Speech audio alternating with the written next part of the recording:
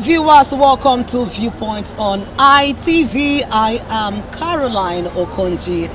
So many issues is currently affecting Nigeria. We're going to be talking about the political aspect of it, the issue of defection by party members, especially when we know that momentums are already being gathered for the 2027 presidential election. Now, talking about defection by party members, let's look at the impact it's going to be having on the presidential election come 2027, especially now that some party members are already being tagged serial defector of their political parties. And so let's go talk to some of our respondents and hear what they have to say and what their reactions will be like. It is Viewpoint on ITV. I am Caroline Okonji. The normal thing actually is you can only defect when there is trouble in your party. But many people since have been moving even when there's no trouble anywhere, and it's like we have allowed it to flow. Especially this time that elections are coming, those who do not get nomination in one party want to move immediately to the next party where they can get nomination. I think that's what's causing it. It's not. I think it's because we really don't have strong democracy inside each political party. But with time, all this is very honored. It's a normal thing, I think. Not normal, it's a usual thing. Take, for example, ADC. ADC was very strong, was building up. But Obi has left, has moved to NDC. People are thinking, what happened in Labour Party with the obedience? We happen in NDC, they're all moving there. That has already affected the balance. But the problem is people are forgetting that obedience is not really as strong as it used to be. Then it was a conglomeration of very angry youths plus very angry church. Now the church have gone back to their respective churches. The youths, after they introduced the student loan, that broke that, and it can't be as it used to be. But I think that's the reason a lot of people are moving to NDC to see if that kind of revolution will take place. But unfortunately, there is no time. Election is less than 9 months. Affects the voters' mindset. It will not affect because in the past 5 years, voters have actually turned from voting for parties to voting for individuals. So if we know you, even if you go to from OOP to PPO, we will follow you to PPO. That's what's happening with Obi now. People with that revolution think Obi is very popular, which is not true. They think anywhere he goes, there will be a build-up. The reason everybody is moving to NDC is because of Obi. If he comes back now to ADC, I'm sure they will come back with him. So people since have stopped voting for political parties, but voting for individuals. It doesn't matter where they go to, they will follow. I call them political marauders. A situation whereby their political party or the political hemisphere is no longer favorable to them, they tend to continually to maraud, to migrate or decamp to other political parties, to, so to say, to seek for greener pastures, to satisfy their political greed or their political career. Because in Nigeria settings, politicians does not have ideology. The only thing they believe is satisfying their political career. So when party A is no longer favorable to them, will no longer suit their political interests, they tend to move to other political parties which they feel will be more favorable to them. And to me, personally, I don't see them as serious persons, because if you cannot stay in party A to fight for the ideology of that political party, and you feel it does not favor your political career, you now move to another political party. I don't take such persons serious. And I wonder how they're continually using that means to manipulate the electorate. They don't know, majority of our electorate don't know that these politicians are not out there to satisfy the interest or to fight for the interest of the masses. Rather, they are only there to satisfy their own interest. To me, it will not have any negative impact on the election, so to say, because there are procedural processes for INEC to conduct the election, and any political party or politician that decamp and do not meet up with those criteria will automatically be disqualified. So that is my own take. In the last presidential election, first time in the history, I supported Peter Obi because of the perception we have about his personality. But when he could not hold on to the party that Nigeria projected him through, when he could not stand up to fight for his mandate, personally, I now see him as someone who is not a serious politician and should not be taken serious. If to an election is just 2027 and 2026, you are still looking for a political party you want to decamp to. You are not a serious politician. I don't know if Nigerians see or reason the way I do. So personally, I don't take politicians serious. And those that are decamping from one party to another to seek for greener pastures or to protect their political interests should not as well be taken serious. And I also want to call INEC. There are laid down rules and regulations and procedural processes of decamping from one particular political party to another. It's most especially when there are crises in that political party. Any politician that leaves his political party when there are no crisis or when there is no crisis in such political party should not be allowed or should be disqualified by the INEC when they not meet up the criterion at which he's supposed to decamp. So Nigerians should look forward to politicians who have the interests of people at heart, not those that jump or decamp from one particular political party to another to suit their political philosophy. We are aware of the diversion from our own party. Let me speak on that because that is what I know. To other party like this new party, NDDC, NDC. You know, we see it as an opportunity for us to consolidate more in our party ADC. You know, some people may see that it's having effect on us, but for me, it does not have effect because I speak with you. Some of them who went to NDC today, I'm holding meetings with them. They are coming back again to ADC. That is to tell you that probably they've seen that the expectation that they wanted to get it, they didn't get it. So for me, ADC is a party to beat. It's not a one-man party, maybe like an Obedient, which people that believe in Obi are following Obi, or like Kwankwaso, people that believe in Kwankwaso, the Kwankwasoya movement, are following it. This is coalition. It is all political parties that came together. You can see the number of people, the caliber of people at the top, at the ADC level. You see that they are from different parties. National Rufai is there, APC. Rebo Sola is there, APC. PDP is there, David Maguj, our national chairman. Other persons, Article 2 from PDP. So it's a coalition. We have both Labour, ABGA. So we are not worried, you know what I'm saying, with the defection. So those, as you are going, people are coming in. So it's just like that. This has been in this existence. You know what I'm saying? Even before we coalition. But coalition have made it unknown now because we came together and agreed that let's join together to be able to fight or rescue Nigeria from the hands of the ruling party. So that's it. So we are good to go. The only thing I would love to say here is that APC, we know they are the ruling party. You understand what I'm saying? But they should be able to, you know, give a level playground for this election so that if you are popular, you know what I'm saying, it's those that want you to, they want you, that will vote for you, but if you are not popular, they won't. So the issue of coming and say, but I don't want to speak this, you know, rather say this, you know, unequivocally, that it is not by, you know, trying to make threats that will scare people from, you know, coming to this, coming to contest. We, ADC, we are not worried about any threat. We are not worried about any, you know, statement issued by the ruling party, but all we need to want to let them know that as far as this election is concerned, it is all of us that is going to this contest, and there is nobody that left his head at home. As I'm standing here, my head is with me.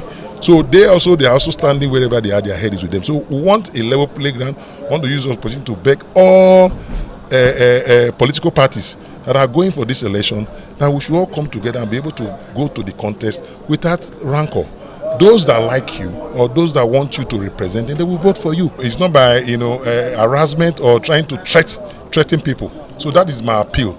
And I want to also let the entire citizens of Edo State to know that they should choose the best person they know that can represent them, both in the presidential election, Senate, House of Rep, and House of Assembly. This is my advice for them.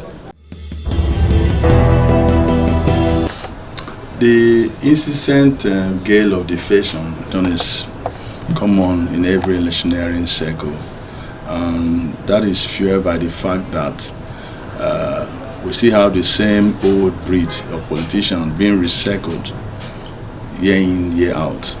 And even furthermore, by the fact that we are bereaved of political philosophy, our political system, there's no ideological inclination.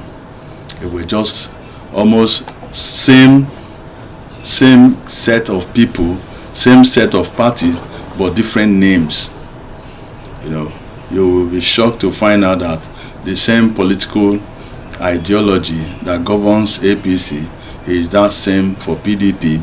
Well, we are not ideologically inclined, unlike in sane clients, where if you're on the left, if you're a leftist, you're a leftist. If you're a liberal, you're a liberal. But here, they are all the same thing. So there is no ideological philosophy. Our politicians are bereaved of ideological philosophy. So, but this also calls for the issue. I think it brings to bear the issue of independent candidates. I think our electoral act or even the constitution will see that time has come for us to have independent candidates, that you mustn't become whatever you want to be through the party system. You can contest as an independent candidate.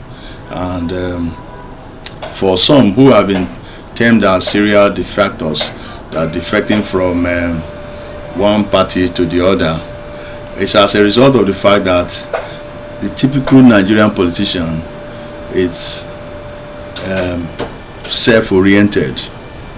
All what they are doing is to serve their selfish interests. So if they join party A and they feel their interest is not being protected there, they move to the next party, because there is no difference. It's just difference in name but not in philosophy. So they move to wherever they feel. Politics is a game of interest. Wherever they feel their interest is being protected, or wherever they perceive them a little threat to their interest being manifested, so they will defect to where they feel more comfortable. And basically, like I said, it's based on the fact that these people do not have political philosophy. There's no political philosophy. Ordinarily, if we have political philosophy guiding our politicians, you will go to where your philosophy is, you align with that philosophy of that person or that party. We don't just move around. So it's high time we begin to do politics of philosophy, not politics of anyhow. Anybody can join anything, because there has to be some definitions. There has to be some manifesto. We are not manifesto of what I would do for the people. Let's see your political ideology. Where do you incline to? Are you a liberal person? Are you a Democrat? What are you? What are the parties for? So that calls to question for us to really consider in the next electoral reform. The fact that we need, time has come for independent candidacy of our politicians. It shouldn't be that you must go through political system, political parties, because even when you're voting, cases are bound where they say it is the party that is contesting, not the individual. We must come to a stage where we look at capacity of the various politicians contesting, not the party. Not the party. If performance, if we look at somebody, we feel this person can perform, not the party, because our emphasis is more on party politics. So if the party does not put you up for election, you're not contesting, and if the party dumps you, you're doomed. So but where, and that in a way that robs us our right to choose. Actually, you don't need political background to feature in politics. It is your competence. Everything about politics is competence. Who can do the work? Who can deliver? Who can perform? The only thing we are going to have if we practice independent candidacy or individual candidacy is there will be influx of people. Every Tom, Dick and Harry want to, maybe like usually in our Nigeria, let it be that it was once a presidential aspirant, so that will be in your CV. There's nothing we don't add in our CV. When you are introducing the person once presidential 2027 presidential aspirant, so that's a CV for us. But there's also a way, we must also fashion out a way to curtail that. But by and large, the focus of that will be on competence, on who is capable, who can deliver, not really by party. People are actually moving cross-carpeting from one party to the other today. All these things are happening because of interest, because people are looking for opportunity where they can get their dreams or aspirations come to pass. It's all over. People are moving into A, from A to B, C to D, because they want to fulfill their aspiration. The most important thing is that the party that can take you to where you are going, because party is a vehicle that will take your aspiration to where you are going. That's the reason why you are seeing this movement to affect the forthcoming election, because politics is a game of numbers and it's a game of interest. And if the candidates at the end of the day, after the screening from various parties that stand with their dreams, then the people will definitely vote the candidate of their choice, which will definitely affect. Nigeria political parties are just a group of people who associate to grab power. They have no desire for anything other than just being special purpose vehicles for the purpose of getting power at any level. That is why our politicians can move few minutes to elections from party A to party B without remorse. You can imagine that politicians just jump from one party to another, still expecting their supporters to follow them to the next party, believing that they will have votes. I think that laws should be made to check this situation of people going with the ticket of the party that sent them into power. We look at situations where very visible politicians move from party A to party B. You find out that they are only desperate to occupy office. They are desperate to have power. That is the main reason why they are moving from party to party. I condemn this, and I urge Nigerians to take note of such people's character. It shows that they lack character, and such kind of persons should not be voted into office.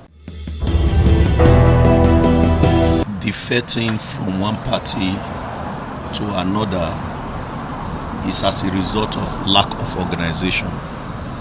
When party is not properly structured, when the political aspirant was not given a level playground for them to prove themselves, where there are consensus, where people do not allow themselves to be voted for, in the sense that party faithful know their choice of candidate they want to choose, but a result of where leaders will just endorse people without not considering the party members. And as a result of that, these are the reasons why people will move from one party A to party B, and that is not really democratic. If you belong to a political party, is good for that political party, for you to grow that political party, for that political party to come to a limelight. But a situation whereby people defect from one party A to party B, party C, is as a result of interest.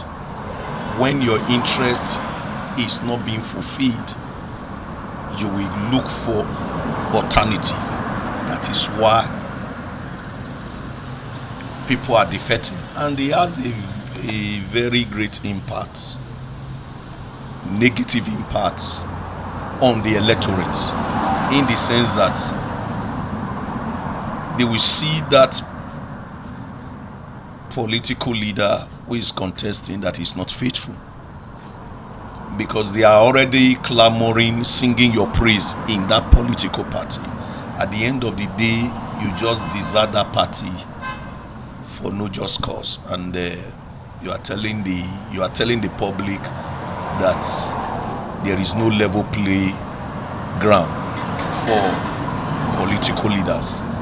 It has a very great effect on the electorate, because the electorate will not understand who to vote for, and secondly, they will also see you that you are not a party faithful. So many reasons why people exchange or leave their party for none. There are some with selfish reason. There are some because of the government of the day. Let's, for instance, take the PDP. You can agree with me that PDP is no more the PDP as it was. You have some who want to jump here, jump there, maybe because of what they will benefit. There are some who the government or party in government will give large sum of money to the camp so as to weaken that party. For me, as people, even those contesting in my party, if they bring drink and put envelope, I don't accept the envelope. I can accept the drink and cola to pray for you, so that tomorrow if they are there, they cannot say they bought that position from leaders. The defections of politicians from one party to another is a normal situation, particularly in election seasons like this. Apart from the fact that it is enshrined in the Constitution of the Federal Republic of Nigeria and also in the Electoral Act that politicians are free to freely associate with any of the political party, because we operate a multi-party democracy in Nigeria. So politicians who no longer feel comfortable or feel they are not given the opportunity to achieve their ambitions can choose to jump ship or move to another party.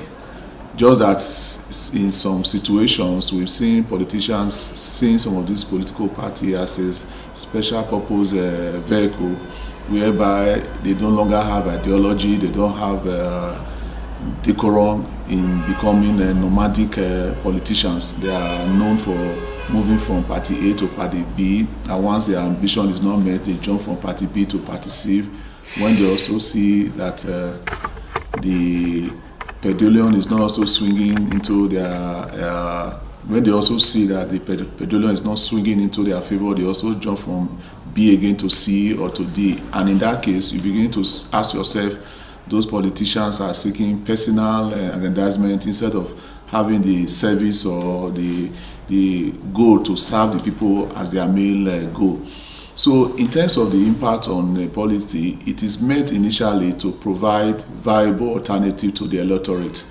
But in the case of Nigeria, you've always seen majority of the politicians that we now refer to as nomadic politicians do so for their personal gain and for their personal interest, and so does not really add value to the quality of governance that we get, or to the quality of candidate that is being presented to the electorate to vote for during the general elections. What you see now, generally, particularly in the Nigerian situation, the Nigerian electorate are becoming very, very knowledgeable, very, very sensitive, in the sense that they no longer look at the political parties instead they are now assessing individuals based on what they perceive is going to be their performance if they should get the position that they are aspiring for.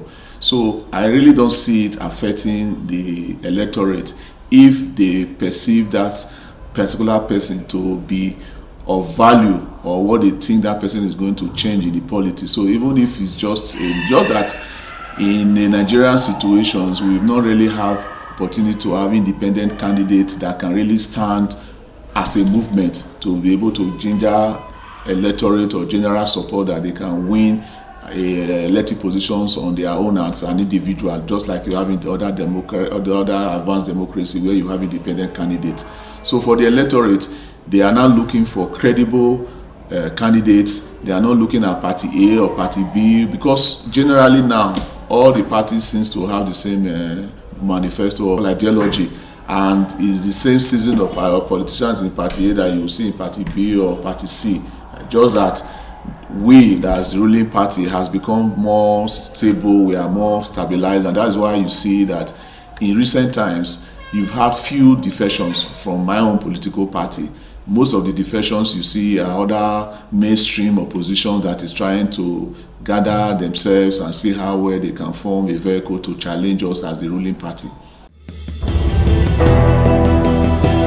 With some of the response from the people we actually spoke to on what we are looking at on today's viewpoint, talking about defection by party members, some said it is as a result of lack of loyalty to the particular party the candidate is actually representing, which is also perceived to be as a result of internal sabotage, while some are also saying that it's as a result of some of these party candidates trying to look for a particular party that suits and aligns with their vision for the reason with which they are contesting or vying for that particular position. It is a viewpoint on ITV. I am Caroline Okonji. Many thanks for watching. ITV, certainly the best.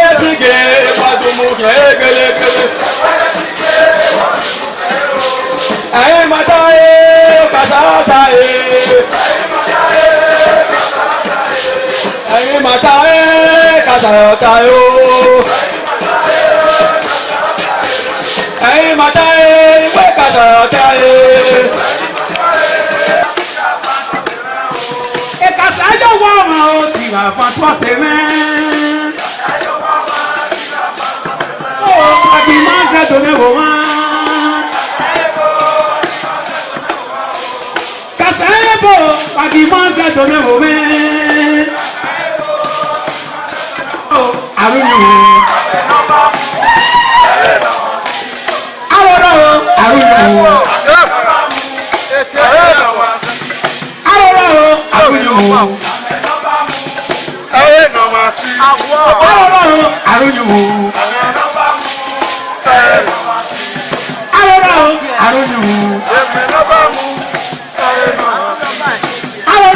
àrùn tó ní kẹrẹ kú yóò gbó.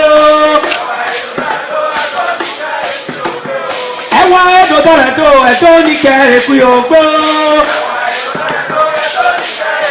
Omi ọba ní ká.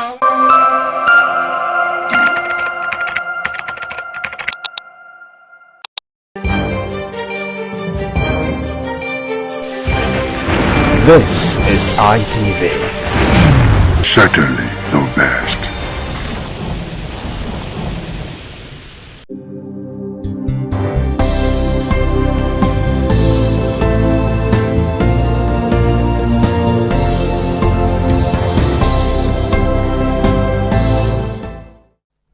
World Hypertension Day is observed every year on May 17, and it's part of Hypertension Awareness Month.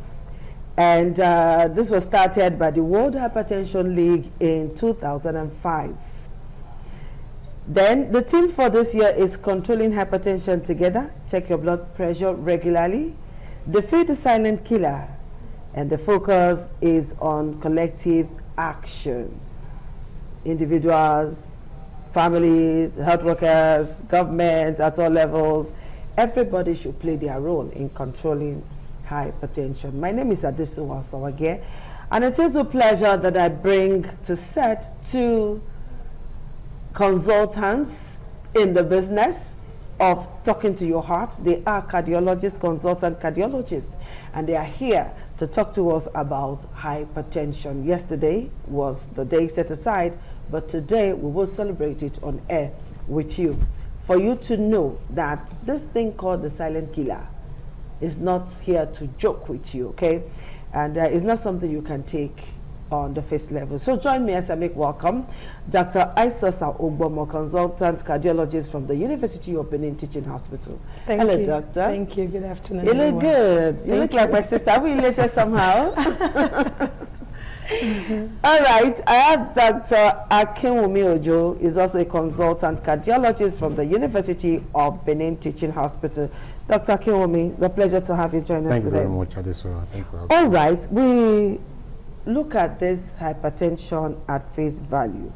So we want to know quite a number of things, because from the little research I made, I discovered that hypertension affects an estimated 1.4 billion people globally and is the leading preventable cause of premature death. So doctors, why is hypertension called the silent killer? All right, thank you very much. So today we talk about hypertension. Yes. Being a silent killer, and that's even one of our major thing we are talking about, because silent killer means it doesn't give you any sign. It doesn't give you any symptoms. You feel that you are fine.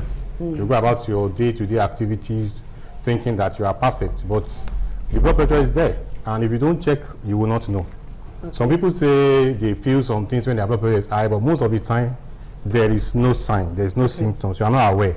Blood pressure is high, you go about your day-to-day activities. When something now happens, develop maybe a chest pain, difficulty in breathing, and that time is already getting too late. So it's silent because it doesn't give you any sign, doesn't give you any symptoms, and the BP is high. If you don't check, you will not know.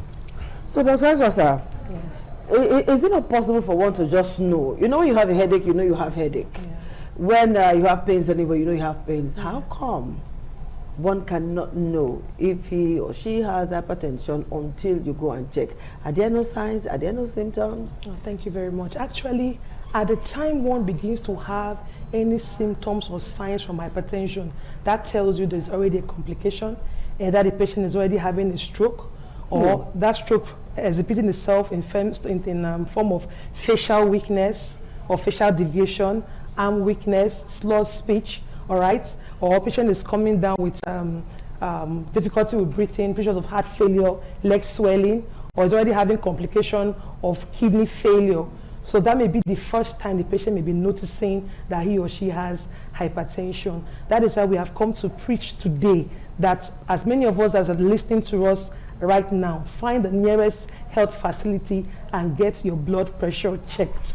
You don't need to wait for any symptom to develop or complication before we now start running helter-skelter. Because many of those complications are usually terrible. For example, imagine a patient who has chronic kidney disease, has to go through hemodialysis. Apart from the cost, the financial implication, the trauma, the psychological trauma for the patient involved, the family, it's just, that's why we're preaching prevention. They usually say the slogan that prevention is better than cure. So hypertension usually is most times asymptomatic. Okay, let's look at causes of hypertension. Yes. Dr. Akinwumi. Okay, when we talk about causes of hypertension, as we said, in more than 90 to 95% of cases, hypertension has no cause. That we call essential hypertension. No cause at all? No cause at all. In more Nothing triggers 90 to 95% of cases, hypertension has no cure. The other word for that is essential or primary hypertension. It's just the remaining 5 to 10% that could be due to an underlying causes like kidney problems, thyroid problems, disease with the adrenal glands or so. So just from the minority, 5 to 10%, but the majority, there is no cause. What we have are risk factors, things that if you have it, you have a tendency of having high blood pressure. Things like the fact that we have black race, for example, is a risk factor. Okay. The fact the fact that you're a male gender is a risk factor because it's actually commoner in males. The fact that you are obese, it's a risk factor. The fact that maybe you have high blood sugar, high cholesterol, those are risk factors. So what we have is a risk factor for hypertension. In more than most cases of hypertension, 90 to 95%, there is no cause. Okay, Dr. Sosa, is hypertension hereditary? Well, we can't exactly call it hereditary, but we can use the term familial, meaning it tends to run in families. Most times patients present to us in the hospital with hypertension. Well, I find out most of them have a positive family history of hypertension. Okay. But we can't exactly say it's hereditary, this is the gene that is associated with hypertension, no. But it tends to run in families. Yes. So when it runs in families, it's a cause for concern? Yes. So, like, you know, sometimes they'll say, nowadays, before we used to hear that, oh, hypertension, old man disease, old woman disease. But now you find young ones coming down with that ailment. What could be responsible? I even have 18-year-olds. 18? I have patients, 18-year-olds, and they are on antihypertensives. I've seen 40-year-old patients come to me, I'm like, I'm only 40 years old, my grandmother is 90, she's not hypertensive. Yes, the risk factors are there now, ranging from our diet to our lifestyle. For example, we are now more sedentary. If you look at the family in the evening, daddy, mommy, and the children were all glued to our phones or were glued to one screen or the other. But in those days when we were growing up, we'll be running around the compound, running around the area, you know, exercising ourselves in one way or the other. It's not like that anymore.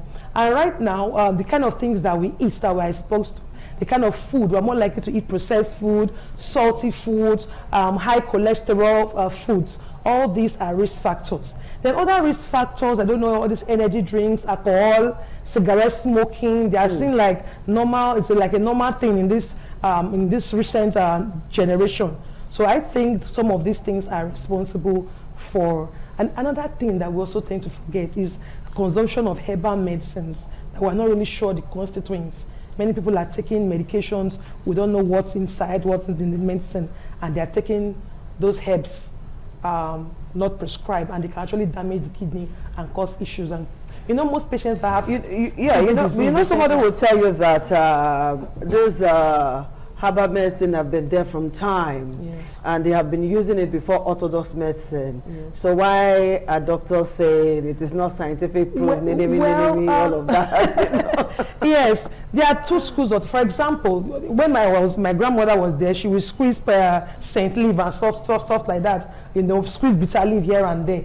But there are some herbs that they are taking, you don't know the constituents. They just give you a concoction, and most of them are alcohol based, of which you know excess alcohol too can also cause one's blood pressure or increase the cardiovascular risk. So you just have people swallowing, drinking different concoctions. You are not sure what's in there. For example, if I prescribe acetaminophen or paracetamol, I can tell you the dose is 1 gram 3 times a day for 3 days. I can tell you the side effects. I can tell you all those things. But for those herbs, most times, you can't really tell. They tell you, we listen to them on television, and then they say, this one, you take it 3 times daily. No. You measure it like this. They give you particular measuring cup. Yeah, you know, there's what they call evidence-based medicine. That's what we're practicing. Okay, let's leave that now. Dr. Akinwumi, How does hypertension relate to cardiac arrest? What is the relationship between hypertension and cardiac arrest? And Dr. Asosa, you mentioned something about stroke, so you also tell us how hypertension relates to stroke. At what point does it lead to stroke? So Dr. Akome, yours first. All right, thank you very much. So when we talk about cardiac arrest, we say sudden cessation in cardiac function. Now, before hypertension will lead to cardiac arrest, there will be a pathway. It's not just a straightforward something. Okay. Somebody must have been hypertensive for a long time, develop complications of this hypertension, possibly heart failure, or possibly what we call heart attack commonly, which is ischemic heart disease. That is the vessels that supplies the heart are blocked as a result of uncontrolled hypertension. So that is the pathway through which hypertension can cause cardiac arrest. It's not a straightforward. So it has to cause a complication first. Okay. It's those complications that can now, which is not well managed, that can now cause cardiac arrest. So that's the pathway. Okay, Dr. Asosa, before you answer, we'll take a very short break. Very short break. When we come back, you give us your answer and we'll continue. All right,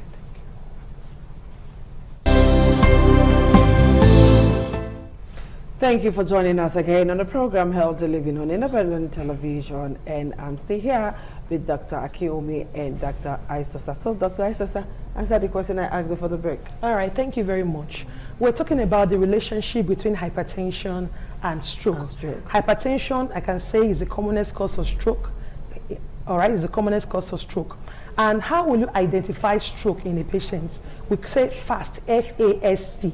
S standing for facial deviation, A standing for arm weakness, either the upper limbs and lower limbs, all right, and then patient may have slurred speech. And when the patient has features, you see these features in a patient, you should not suspect this patient may be having a stroke, and you need to act fast because time is brain.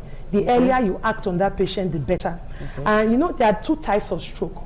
There's a type of stroke where the blood pressure is so high and the patient bleeds into the brain. That's called a hemorrhagic stroke. But there's another type of stroke where it's like there's an occlusion of the blood supply to a particular region or section of the brain. That is called an ischemic stroke. So when that happens and you get to the hospital, they will run brain scans quickly to know which type of stroke the patient is having, and then they know what to do. So that stroke is one of the most dreaded complications of hypertension, because you can imagine a patient who has a stroke, who has had weakness of his upper and lower limb, having to use a wheelchair, having to depend on relatives to move around. It's just better to prevent than wait for it to occur before we run helter-skelter. But in the event that such a thing happens, get to the health facility as soon as possible, because time is brain.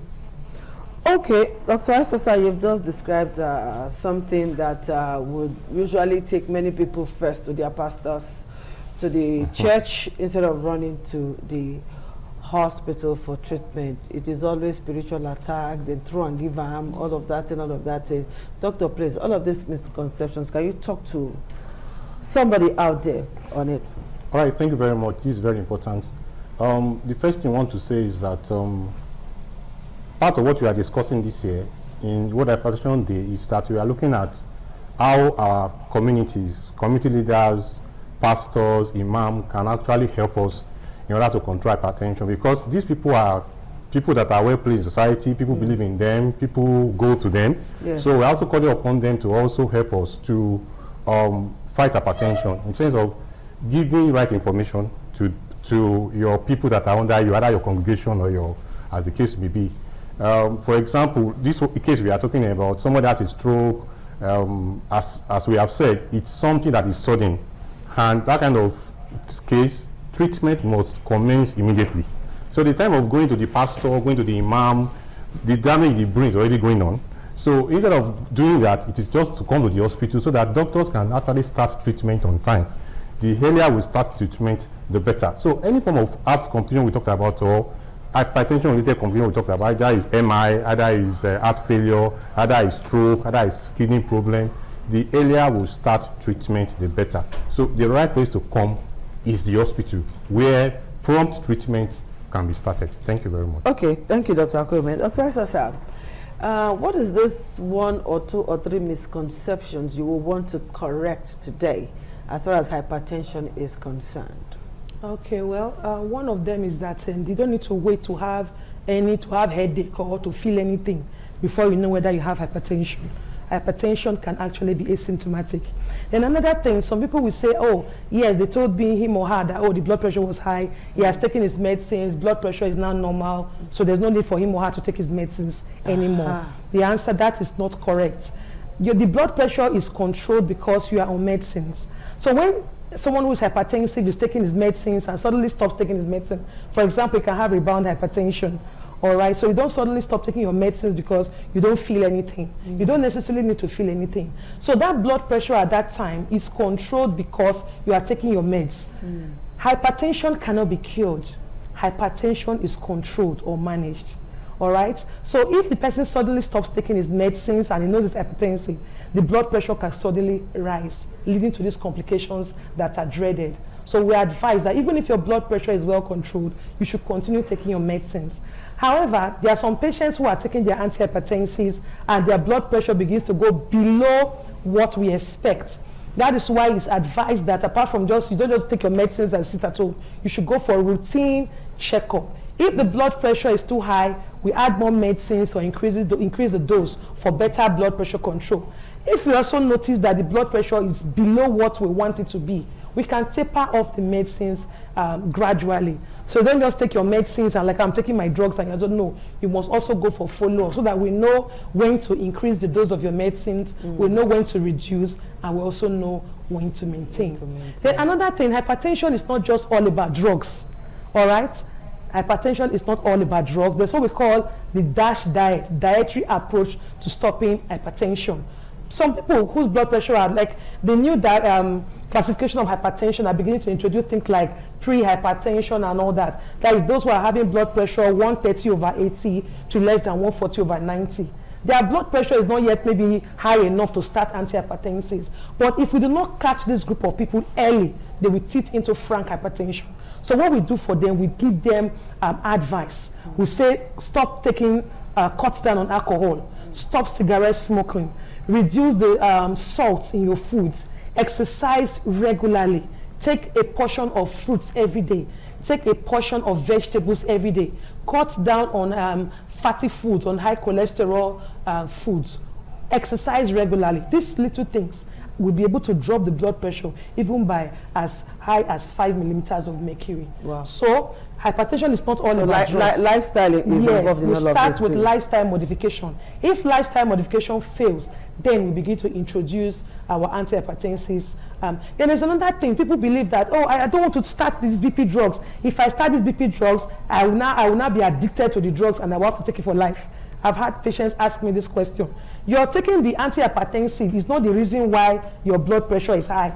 The blood pressure was high and then we had to introduce antihypertensive. So it's not the antihypertensive that is the culprit. Okay. The antihypertensive is there to maintain your blood pressure. And some see it as a death sentence. Oh, I'm going to have to take medicines for life. Yes. You're taking your medicines, you're okay, you're able to go to work, you're able to live your daily life, and you're able to prevent dreaded complications like heart failure, heart attack, chronic kidney disease, stroke.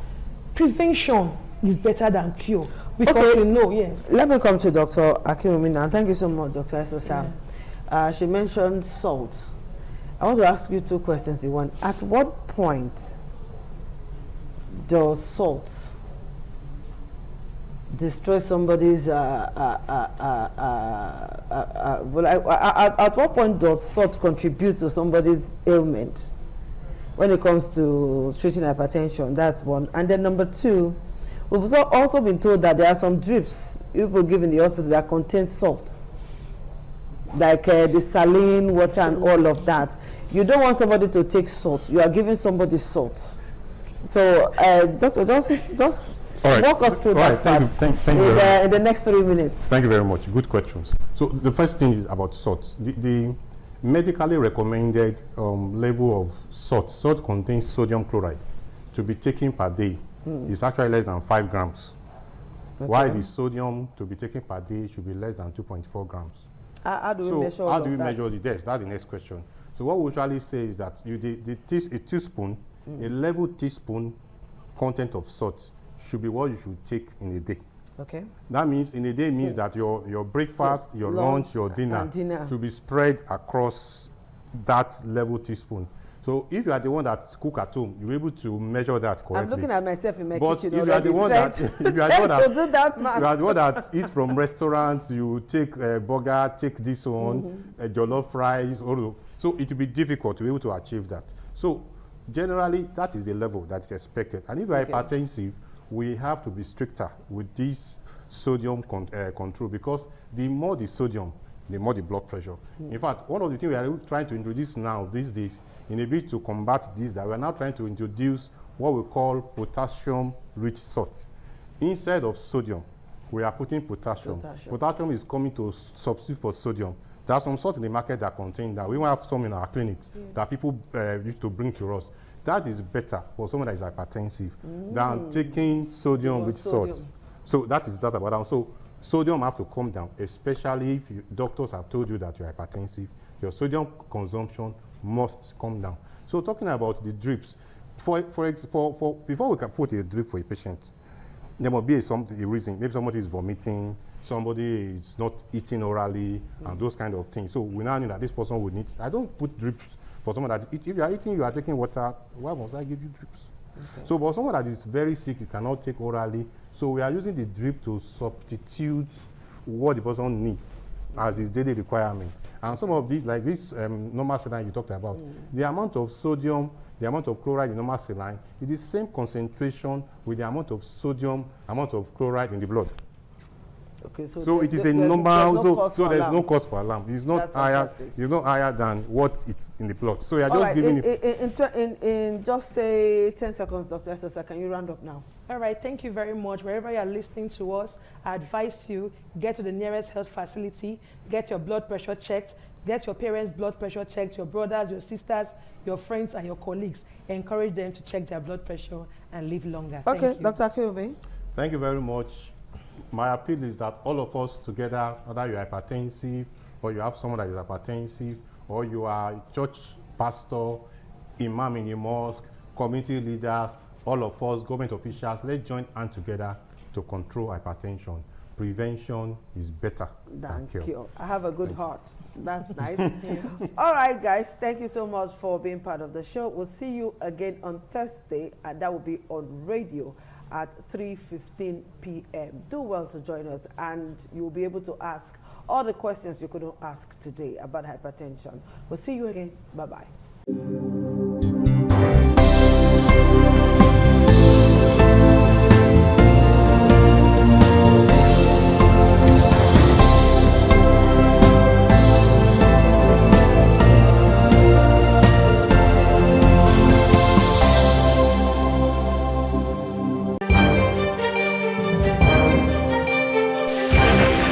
This is ITV.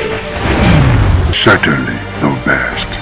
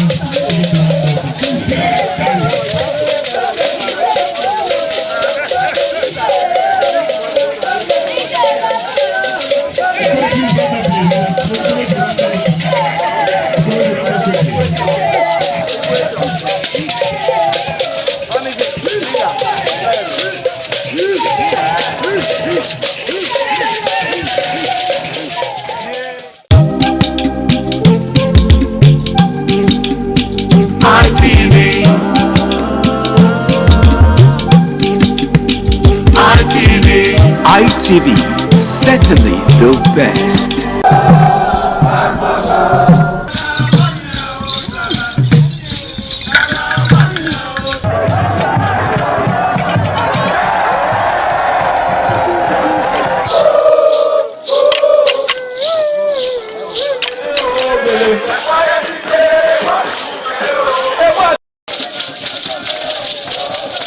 In the evening of the initiation day, all the newly initiated Edion danced to the residents of the Odion Way and also visited some homes of the various senior elders, where Chief Elder Ogbedo Onwonse was very conspicuous, especially at the country home of Sir Chief Dr. Gabriel Osawo Igbenedion with his family on the night of the initiation.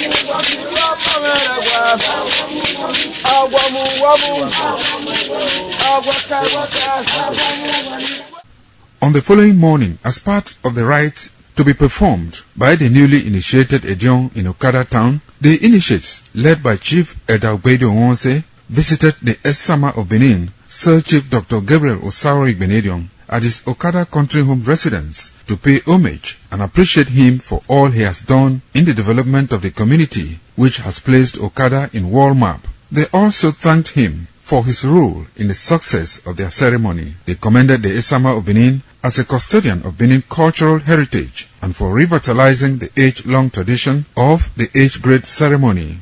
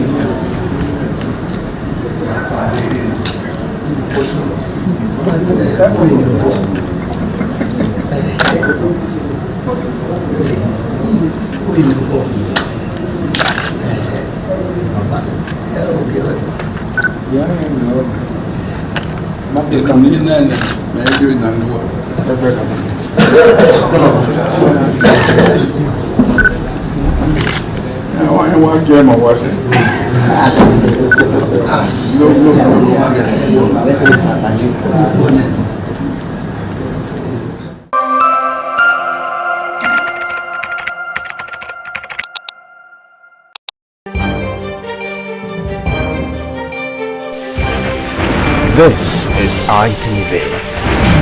Certainly the best.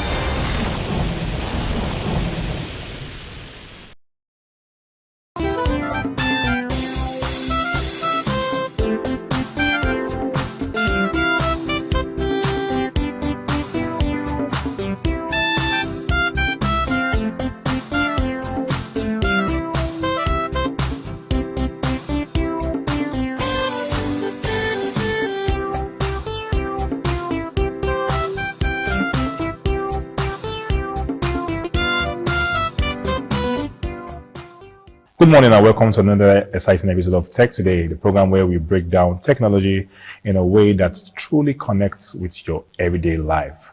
Now, let me paint a picture for you right there. Okay, say you wake up in the morning and the first thing you do is you reach out for your phone. You want to check for your messages, you want to scroll through social media, or maybe catch up with the news. But today is different because WhatsApp refuses to open, Instagram is not loading, Google is not responding.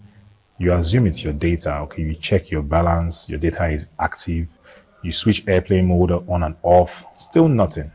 You restart your phone, nothing changes. Then slowly you begin to realize something is wrong. Not just with your phone, but it's everywhere.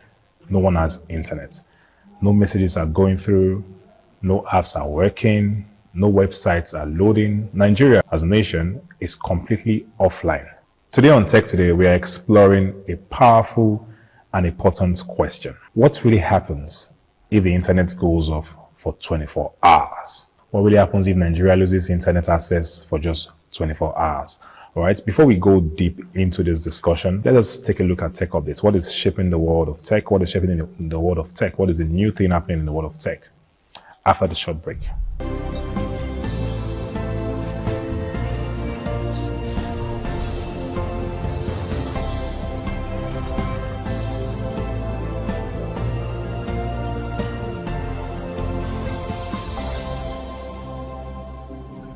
Welcome back to Tech Updates segment. Number one, we have that Apple Incorporation, the owners of iPhones, the makers of iPhones, iPad, and so on, they have hit a record revenue amid leadership shakeup. Tech giant Apple Incorporated has reported a massive quarterly revenue of over $100 billion US, driven largely by strong iPhone sales and growth in the service segment. However, alongside this financial success, reports indicate a potential leadership transition, with longtime CEO Tim Cook expected to step down in the near future. This creates an interesting situation where the company is performing exceptionally well, yet preparing for a major change at the top. Analysts say the next leader will face one big question. What is that question? How to push Apple further into AI era while maintaining its dominance in hardware. We'll be here to bring you more updates on that. Next in the Tech Updates segment, we have the artificial intelligence, AI. We always talk about AI. There's no time to talk about tech updates and we don't talk about AI. It's moving beyond just applications. It's becoming part of everyday technology because it is rapidly evolving beyond chatbots and mobile apps, and is becoming deeply integrated into everyday tools and systems.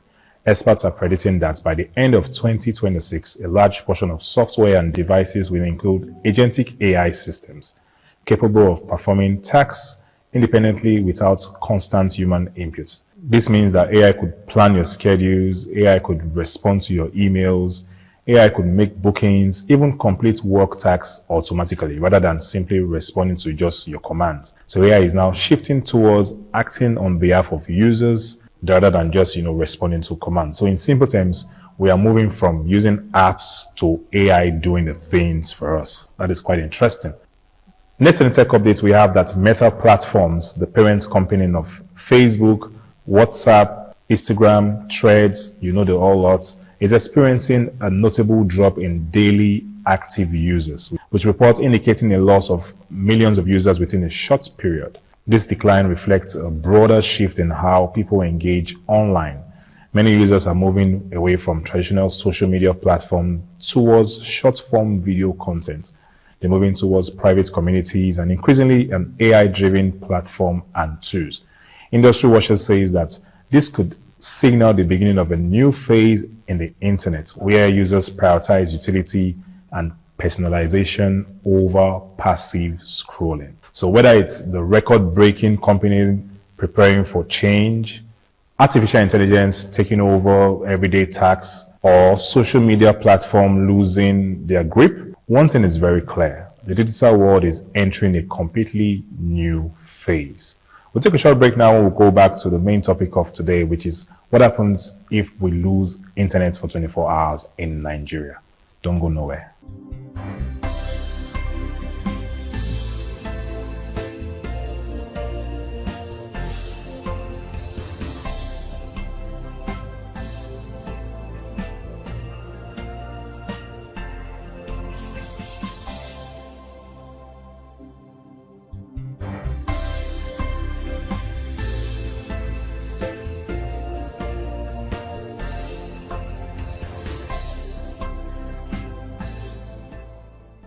welcome back to the program. Let's start from the beginning, okay? In the first few hours, I'm going to explain to you what may be happening when we lose internet for 24 hours. So in the first few hours that this may happen, maybe many persons may not panic. People will assume it's a network problem. You see MTN users will start blaming MTN, you know, the red users will start blaming the red network, the green users will start, you know, they may not even notice that this has even happened immediately. So people may begin to just go about their normal routine, you know, turning their data off and on. Some persons may even switch their SIM cards. Some persons may restart their phone multiple times because they're just surprised why is internet going off? Why is there no internet? Some people may reset their network settings.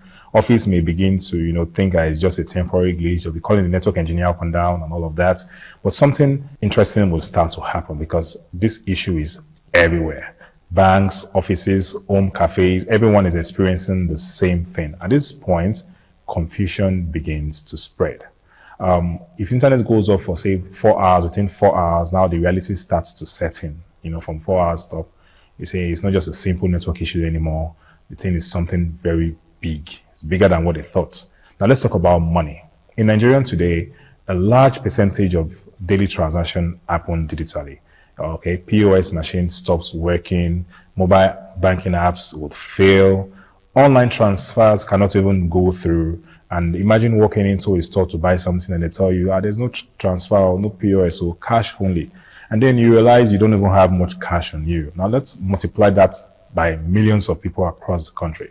So small businesses begin to struggle immediately. Restaurants, supermarkets, fuel stations, many of them depend now on digital payment system. We have ride-hailing services would stop working. There will be no way to go around. Logistics companies cannot process deliveries anymore. Why? There's no internet. Dispatch riders cannot even receive new orders because they need the internet to access the apps that's on their phone because it's internet-based. At this point in time, economy will just go down, and this is just happening within hours, just 4 to 6 hours when we have no internet. Now, I want to go to the third phase where I feel we'll have some critical systems really under pressure. Okay, the stage we move now is something very serious because we have hospitals. Because nowadays, many modern hospitals rely on digital system. They rely on it for patient records, for communication system, even some diagnosis tools. So without internet access, there'll be no access to certain service provider become very slow. Airport and aviation system may even experience delay. I know that we have flights rescheduling, check-ins, and communication system rely heavily on this connectivity. What about media houses? They also feel the impact because live field, international news access will be cut short, and streaming platforms will all be affected. Even security agencies may face communication challenges depending on their systems. Okay, at this stage, the country is not just inconvenienced; it is under pressure. Now let's take a look at the social impact of this. That's the human side of this internet disconnection. Okay, this is something actually very deep at the human experience. Imagine when internet is off for 24 hours, you have no WhatsApp, no social media, no instant messaging. For many people, this is more than even an inconvenience because it feels like isolation because many people since nowadays depend solely on internet. You know, they are also used to constant connection that makes offline feel uncomfortable. But something interesting also happens when we have no internet for like the period. People begin to talk more, you know, face-to-face conversation returns. You see neighbors will interact more. Families will spend more time together without any distraction from their phones. For some, it may feel very refreshing. For others, it may feel really unbearable. I know that many of us out there would not be able to stand the chance of not, you know, pressing the phone or chatting or scrolling through those many social apps. It will be difficult. I just imagine myself not able to go online for just over an hour, talking of 24 hours without the internet. It's something that many persons cannot even bear. Okay, because you are constantly interacting with someone via maybe it's a business deal. It may not just be just for chats, just to keep up with your friend or thereabouts. Maybe for business. It also may for maybe you're having a job interview somewhere. It's going to disconnect you really very well. Now, this is not just a hypothetical discussion. Internet outages have happened before. There have been cases where undersea cables that supply internet to an entire region were damaged. I think sometime last year we had this issue that we had the internet, but it was really dragging, you know. In some African countries, internets were down for hours and even days due to those cable cuts. And in other parts of the world, Major platforms have gone offline, affecting billions and billions of users at once. Okay, there's also been a situation where we have the cyber attacks that actually disrupt internet services. So this is real. What I'm trying to say is that, my viewers out there, it can happen. And if this happens, the effects are they are immediate and they are widespread. Now, why do you think everything is connected? Why do you think this will affect us so much? Why does everything collapse so quickly? It's simple. Because the internet is no longer just for communication. It is the backbone of banking system, the backbone for transportation, healthcare, like I mentioned earlier, education, media, and business operations, and a whole lot more. So we are not just using the internet, we are actively depending on the internet. But then I would like to, engage you. I want to ask a question. I want to just hear from you. Imagine I want you to tweet at us at ITV Radio NG. If Nigeria goes offline for 24 hours, I'm asking a question. Can you survive comfortably? And if you can, what will you miss the most? Is it your business? You think your business can even function without the internet for one full day? Let's hear from you. Tweet at us at ITV Radio NG, whether it's on, you can tweet us on Twitter, or you can write us on Facebook, and I want to read your thoughts on what you think would happen. So we'll go on a short break. I want to show you a video of more explanation about a visual explanation about what will happen if something like this happened. And we'll come back and I'll tell you what we can learn from this and how we can prepare for something like this in case it happens in the future. Don't go nowhere. Still Tech Today.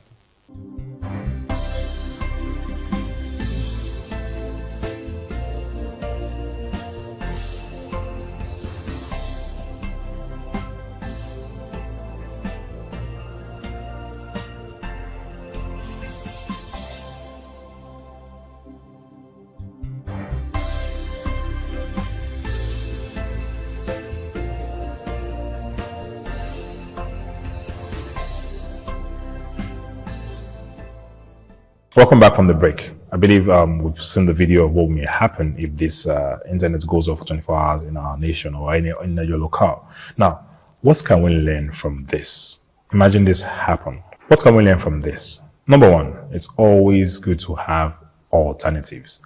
All right?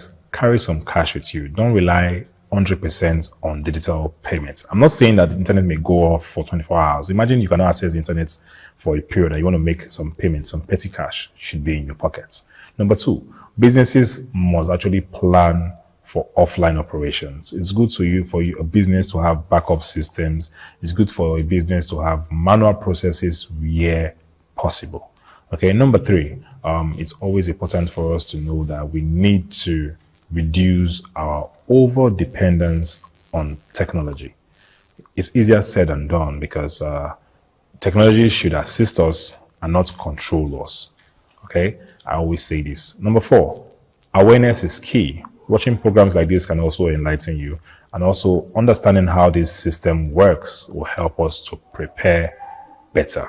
Let me add this. Imagine a student who depend entirely on online materials, or a content creator out there whose entire income comes from the internet, or a trader who sells their items through social media. For them, 24 hours offline is not just inconvenience, it is a loss. Okay, this shows how deeply technology has integrated into our lives. All right, I believe you've enjoyed yourself today. I believe you've learned one or two things about, and you just had a thought about what will happen if internet goes off. I want to tell you that the internet has made life faster for us, has made it easier and made us more connected. But today's discussion reveals something very important. Okay, we are more dependent on the internet and technology than we realize. So perhaps the real question is not just what happens if the internet goes off. Maybe I should ask, are we truly prepared when it does? I'll leave that question for you, because I think I've answered some of them for you tonight. Thank you for staying with us on Tech Today. It's always a delight to have this with you. And don't forget that we do this on radio on Mondays by 8:30 p.m. till 9 p.m. on radio 92.3 FM. And of course, today, every time on GoTV channel 140, 11:30 a.m. till 12 noon. So until next time, stay curious, stay innovated, learn tech any ways you can, any way you can, and don't fall for any tech scam, any fraud scam, any of those scams that come up and always try your best to unlearn things and learn every now and then. Until next time, I'll see you. Bye for now.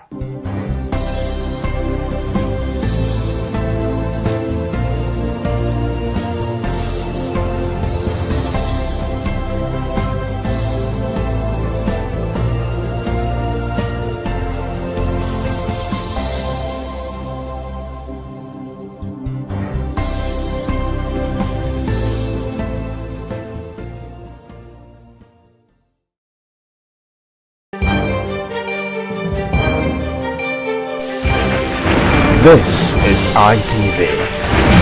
Certainly the best.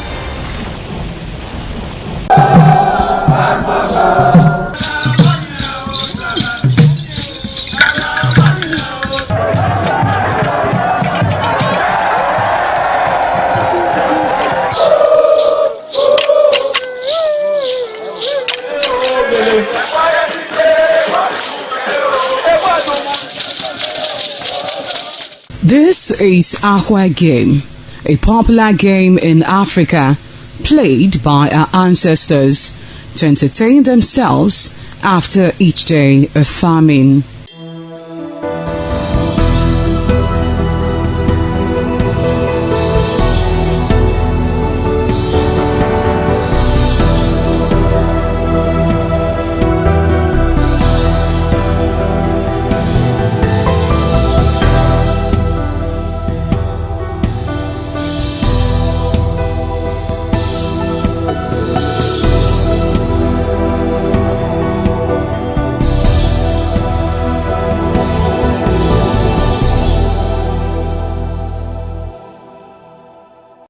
It is also relevant in our coronation in Africa.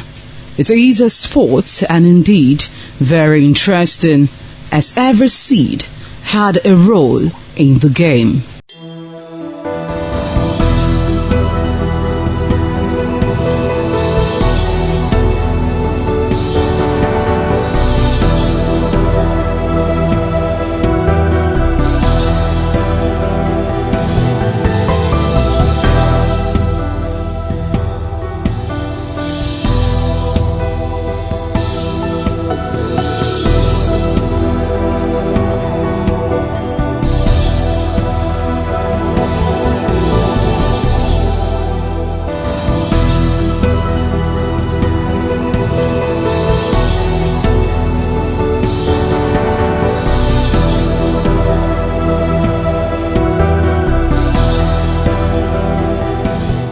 Playtime is 45 minutes per set.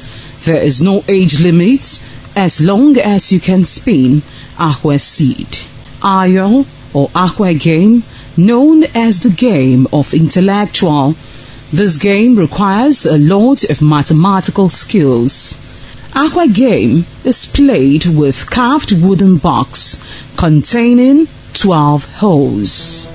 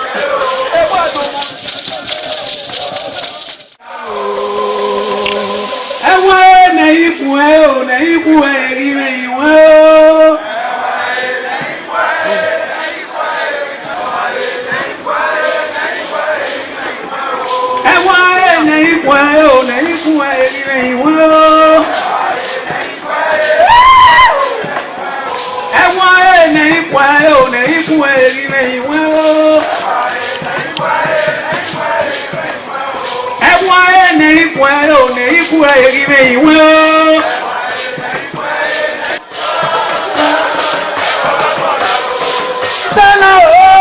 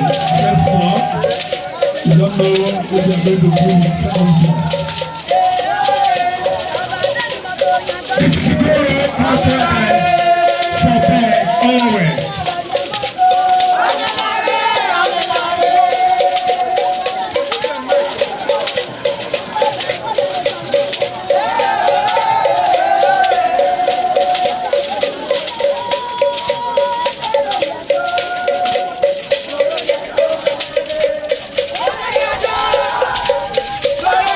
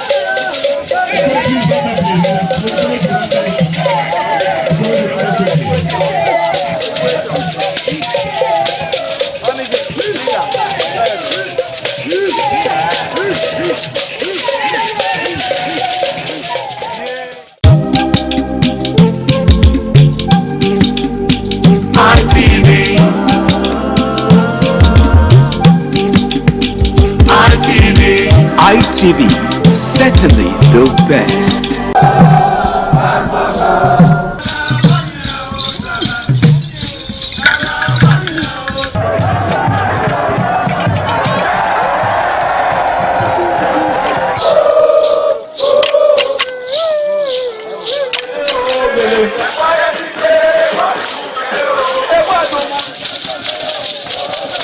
The new Edion expressed excitement as he danced and rejoiced before the Esama of Benin, Sir Chief Dr. Gabriel Osawori Igbinedion, who also joined in the dance.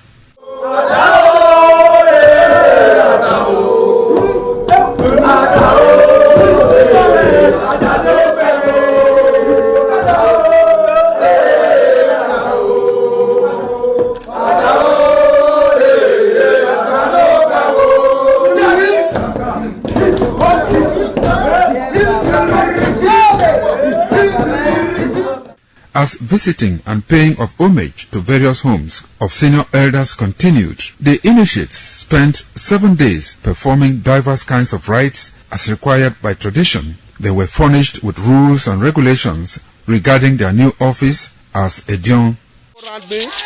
That I grew up in this community to the point that they have now also chosen me as an elder in this community. It's a thing of great joy. All thanks to the Esama of Benin, my people, my family, everybody, all Okada community for this great honor. I am very, very grateful. Well, this is my brother. I'll call him my uncle because he grew up with my father. I'm so proud of him because we are doing the same rituals as the Edions of the Okada. It is our duty for us to make this place a greater place, for outsiders to come and see the goodness of God in Okada. And I'm proud of every one of us here. So shall it be to each and every one of us in Jesus' name. Waya wawesu Odion ma Okada zima Esama zima Odion Ebuna zima Odion Obala zima Odion Marawe Maari Esama Odion na Nimado Pon Esama Nimado Gbeken Esama Ema Odion Wawe na Esama Magbekenene Osaba Obuyo Bitone Baba Nogie Tony Maga Not Yami Magame Manido Bekene Dena Ima Yafe Ima Ato Ima Agmo Arokbai Wudori Ima Adia Wogene all the Tiagboyano Emi Magame we need just question on me afar in this summer in our father's house in respect of our initiation to elders Edion level. As tradition demands, we are here today to come and also pay our homage to him, for him to also pray for us for long life and prosperity. The climax after 7 days was paying of homage again to the Odion way, where he gave the initiates the full rights to function and to henceforth participate in meetings with Edion.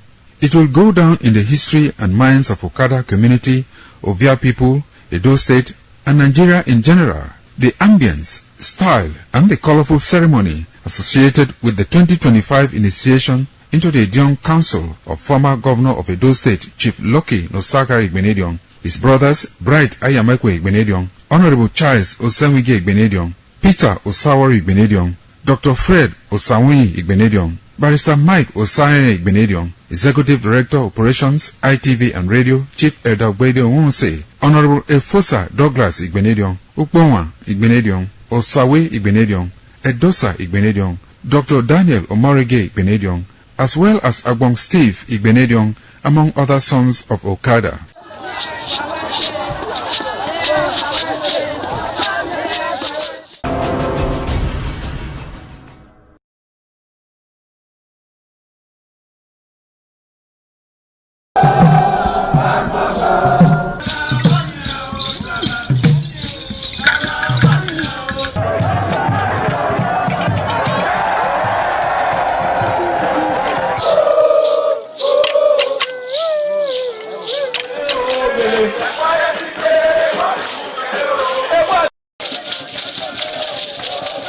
In the evening of the initiation day, all the newly initiated Edion danced to the residents of the Odion way and also visited some homes of the various senior elders, where Chief Elder Igbinedion Wonse was very conspicuous, especially at the country home of Sir Chief Dr. Gabriel Osawori Igbinedion, with his family on the night of the initiation.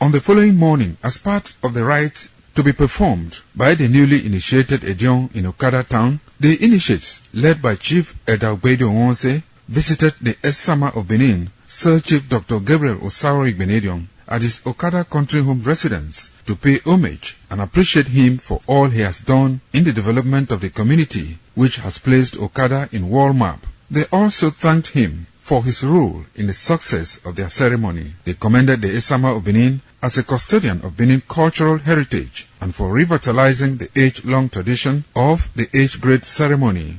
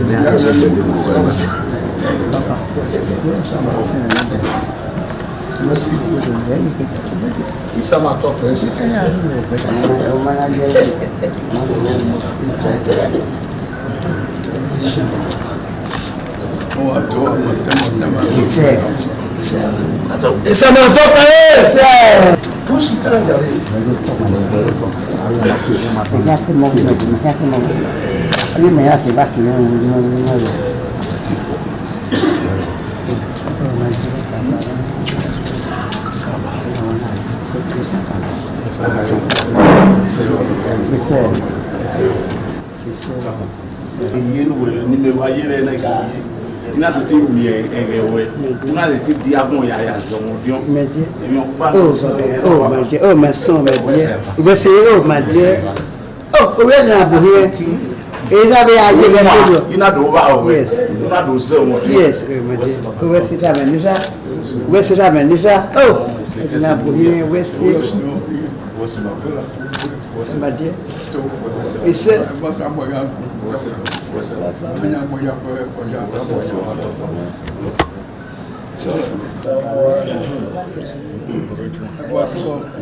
Comment c'est papa que voici quoi voici ça m'a topé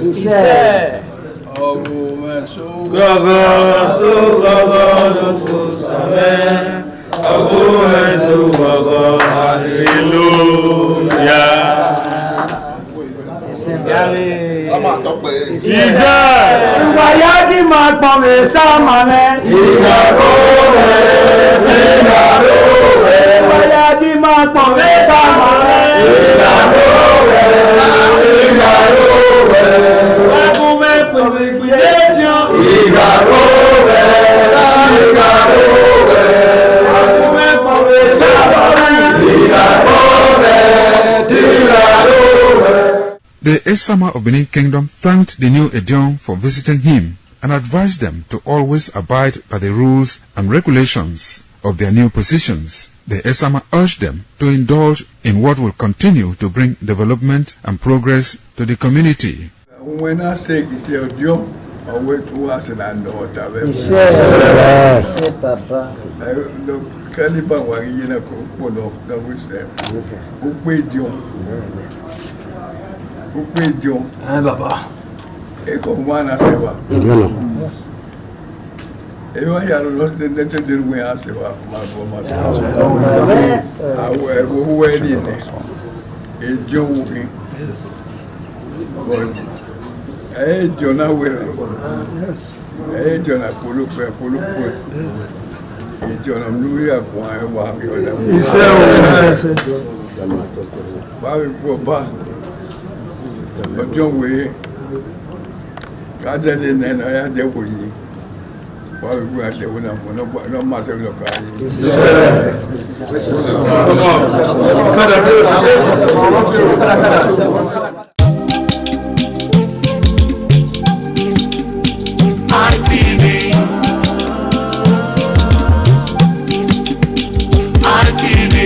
ITV, certainly the best.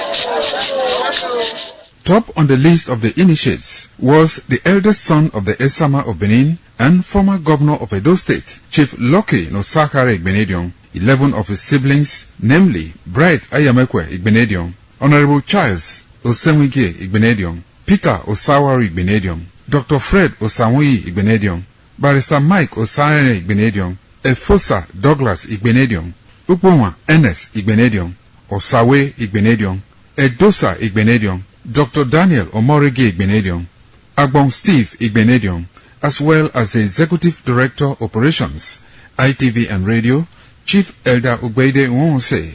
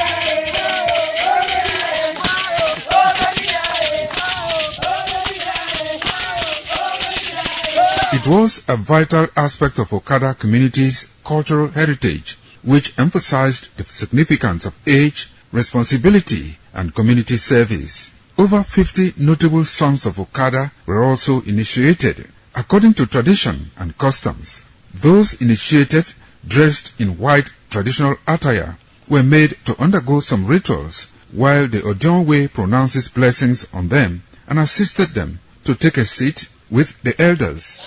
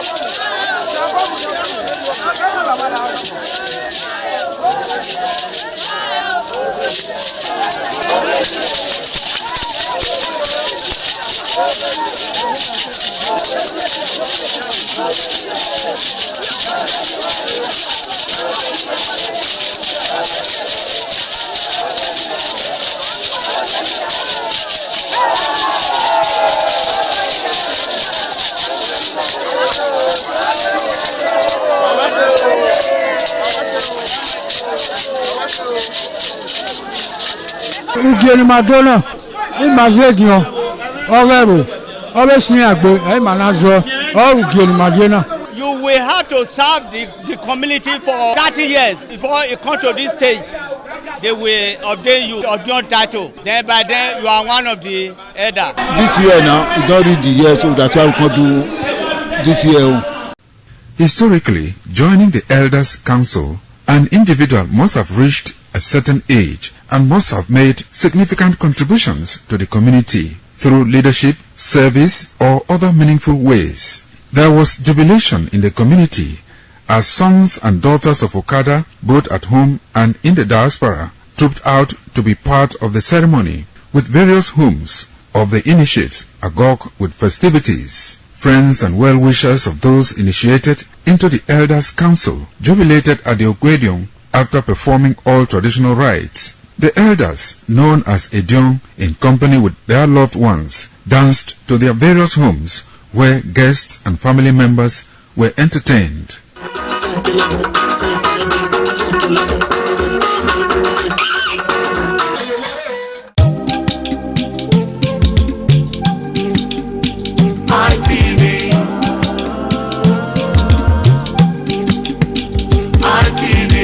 ITV, certainly the best.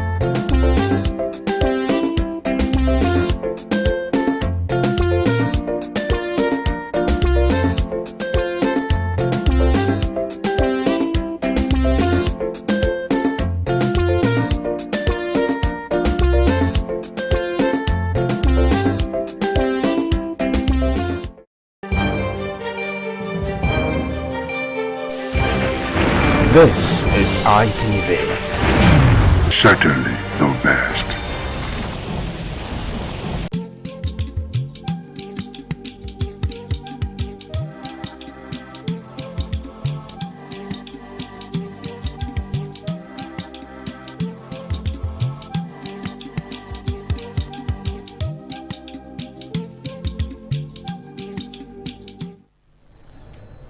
Hello everyone, thank you for joining us today on the program Woman to Woman. I'm Adesu Walsawage. Today we want to look at infidelity in marriage, a social menace.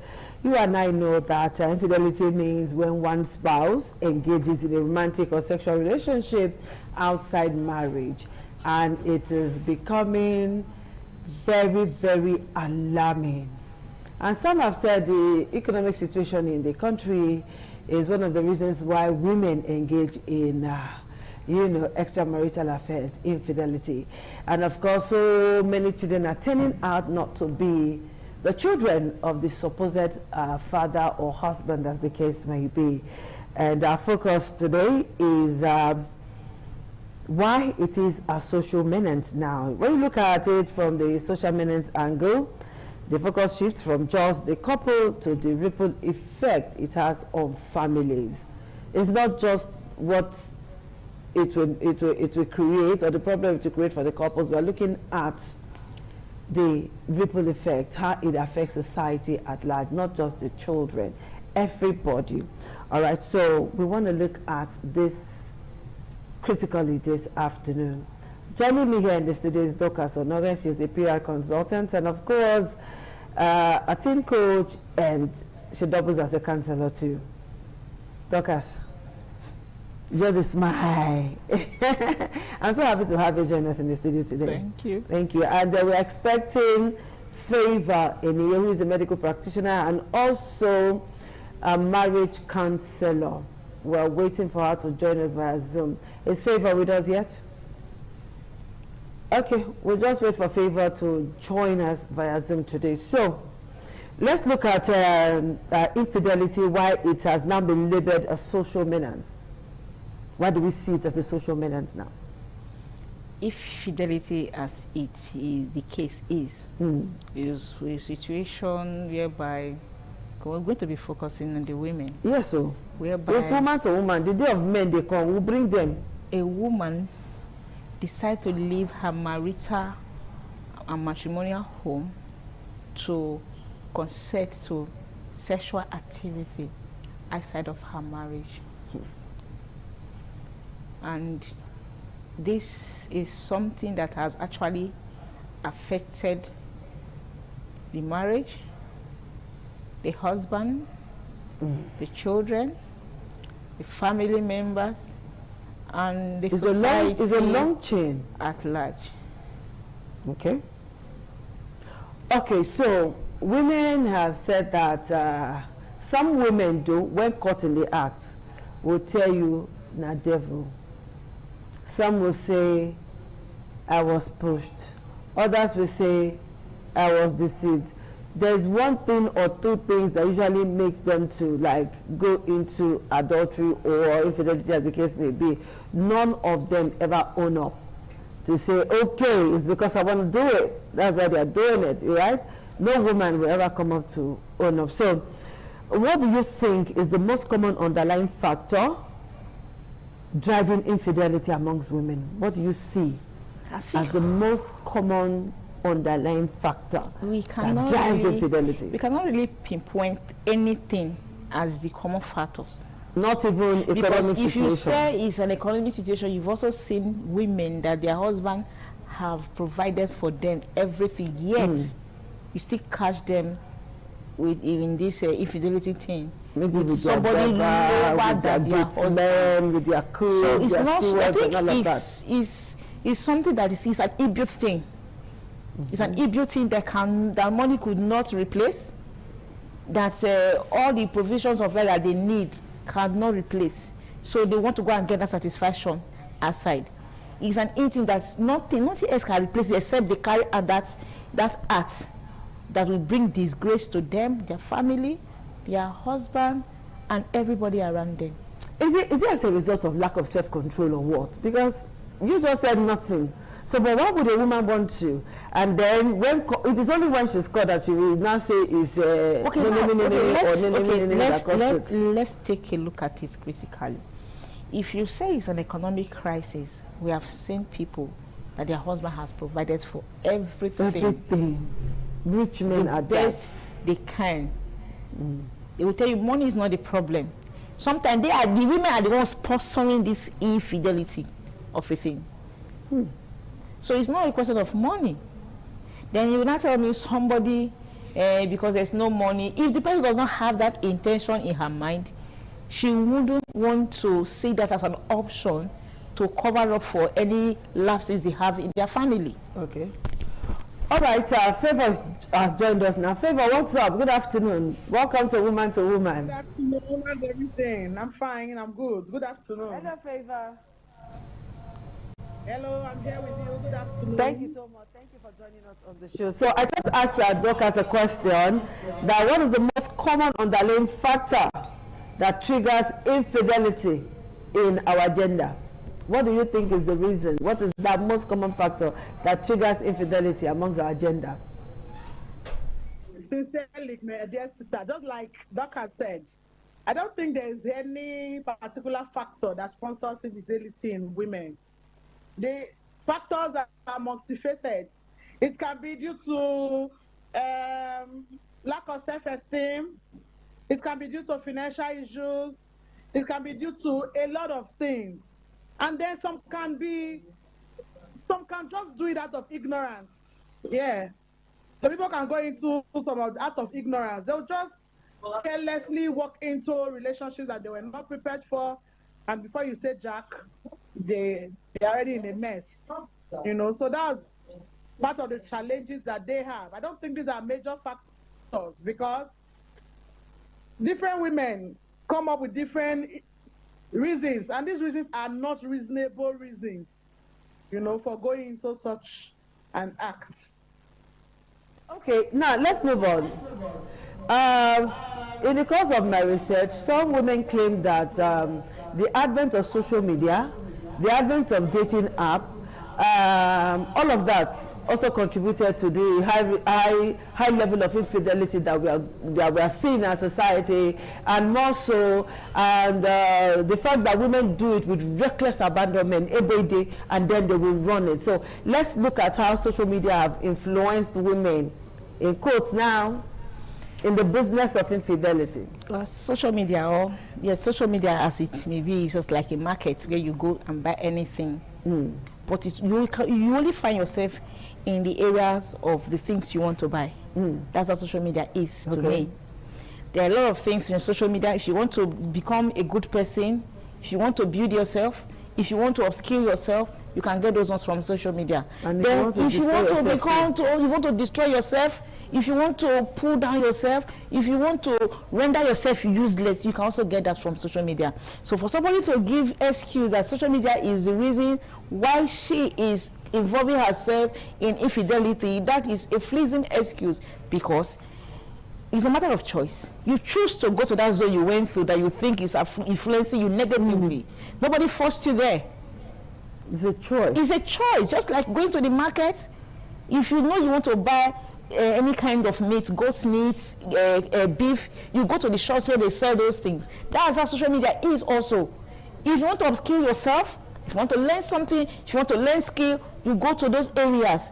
Just like I earlier said, if you want to also destroy yourself, you go to those areas. So, I think social media as the main reason, or advent of social media is the reason what they're doing. It's something they have already in them. So they all look for avenue to enter there and exploit. So after exploiting it, they've decided to carry out the acts and they are caught in it. They are using that as an excuse. All right, Favor, let me ask you this question. Is it true, you're a medical practitioner, you are a certified nurse, midwife, and all of that, and even a lecturer? Talk to me. Is it true that women who are not circumcised tend to be more active when it comes to sexual activities, and thereby involving in infidelity? Perhaps their husbands are not harder enough, you know what I mean? Yeah. So is it true? Circumcision, what has it got to do with it? It's not true at all. Not being circumcised as a woman is supposed to help our women sexually, rather than, that's just a myth. You know, it's one of those myths that people believe that a woman that is not circumcised is likely to become promiscuous and all of that. That's not true. Our young women in Italy that are into, or in other areas, into these profession, you know, they now call their self-profession. Are they not circumcised? Go do a research. Discover that 99% of those persons were all circumcised. So please, it's not true that lack of circumcision will make a woman promiscuous. Rather, not circumcising the woman will help her to be sexually satisfied with her partner. Okay? So, all right, that's sweet to know. So let me ask both of you this question now. What is the impact of infidelity on society? The family, the children, everybody. What's the impact of infidelity? Let me start with Dorcas, then I'll feel the pulse of Favor. Infidelity is something that has caused a lot of problems in our society. Let's take it from the children angle. When infidelity happens like this, there's going to be a total breakdown in the marriage, which will make one partner to leave the marriage. And the children are now left with one partner. Sometimes the children are being moved from father to mother, from mother to father, and it makes the children's life to be unstable. It affects their upbringing. It affects their mental health. Because when women get themselves involved in these kind of things, they don't think about the advanced effect of what they are doing. I don't know for people, because I always believe that before you carry out any act, I always tell people, don't do things that you cannot boldly defend tomorrow. Do not get yourself involved in what you cannot boldly say, I get myself involved, then you will not be giving excuse. He says it's the devil's work. The devil is on his own. You have the mind of your own. But the children are not the ones suffering. I have seen people that they have been denied access to their children because they were caught in adultery and they left with the children. Okay, Favor, let's hear from you. What's the impact, negative or positive, of infidelity on society? Why has it become a societal menace? It's a very big menace to our society, I must say. Infidelity can cause, you know, societal disruption. Okay. There's going to be violence in the house when a man knows that the wife is not, you know, the wife, once a man is aware that the wife is into some other relationship outside its marital relationship, it's going to cause family disruption. All right? Health-wise, it's going to cause challenges. Depression can set in, emotional instability, you know. It can lead to drug addiction. All right? And also, financially, economically, it can cause financial instability. At the time where, you know, a man is spending money, or a woman, some women, you know, some women spend money for the people that they are into this funny relationships with. And they start indulging in some other practices and keeping money, thereby bringing about financial instability in their homes and in the society at large. Okay. Okay. It can also result to issues of where blackmailing issues, where you see people blackmailing themselves. It can result to other vices like kidnapping, resulting to unprecedented deaths of either the man or the woman or even the children in the course of these challenges. So it's not something that we should look at. It's not something that our women should indulge in. It causes too much harm to our society. We shouldn't encourage it at all. Okay, so let's take a very short break. And when we come back, you women will come and tell us the early warning signs, what a man should look out for. When you know, say the woman, they do icky. We'll take that break now.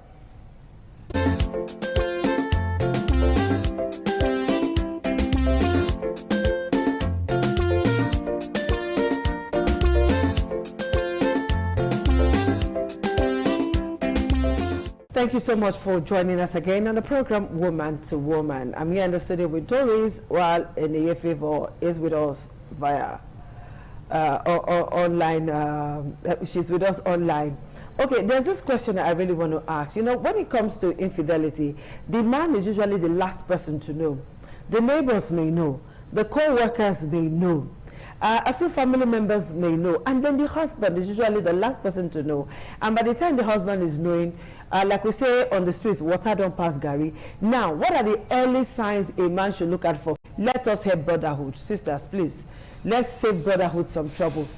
What are the early signs a brother should look out for? The telltale signs that, Oga, it will like say, as Benin will say it, or feel where you are. No, we need to know. Okay. What are those early signs? Well, there is no particular sign that a man will need to look for, but though there are still some.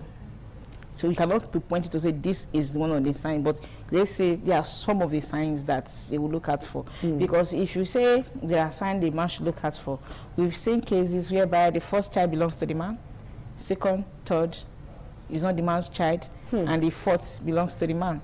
So in between, she has played the game and perfected it very well. So, but there are other things that is a women put up that will give their husband hints that something is going wrong somewhere. Things like when a woman comes back, normal bedroom duties, the woman suddenly become too tired to perform. But you know, woman can naturally be tired. Though. Yes. Woman feel tired. If it's that one, woman can tire. Of course.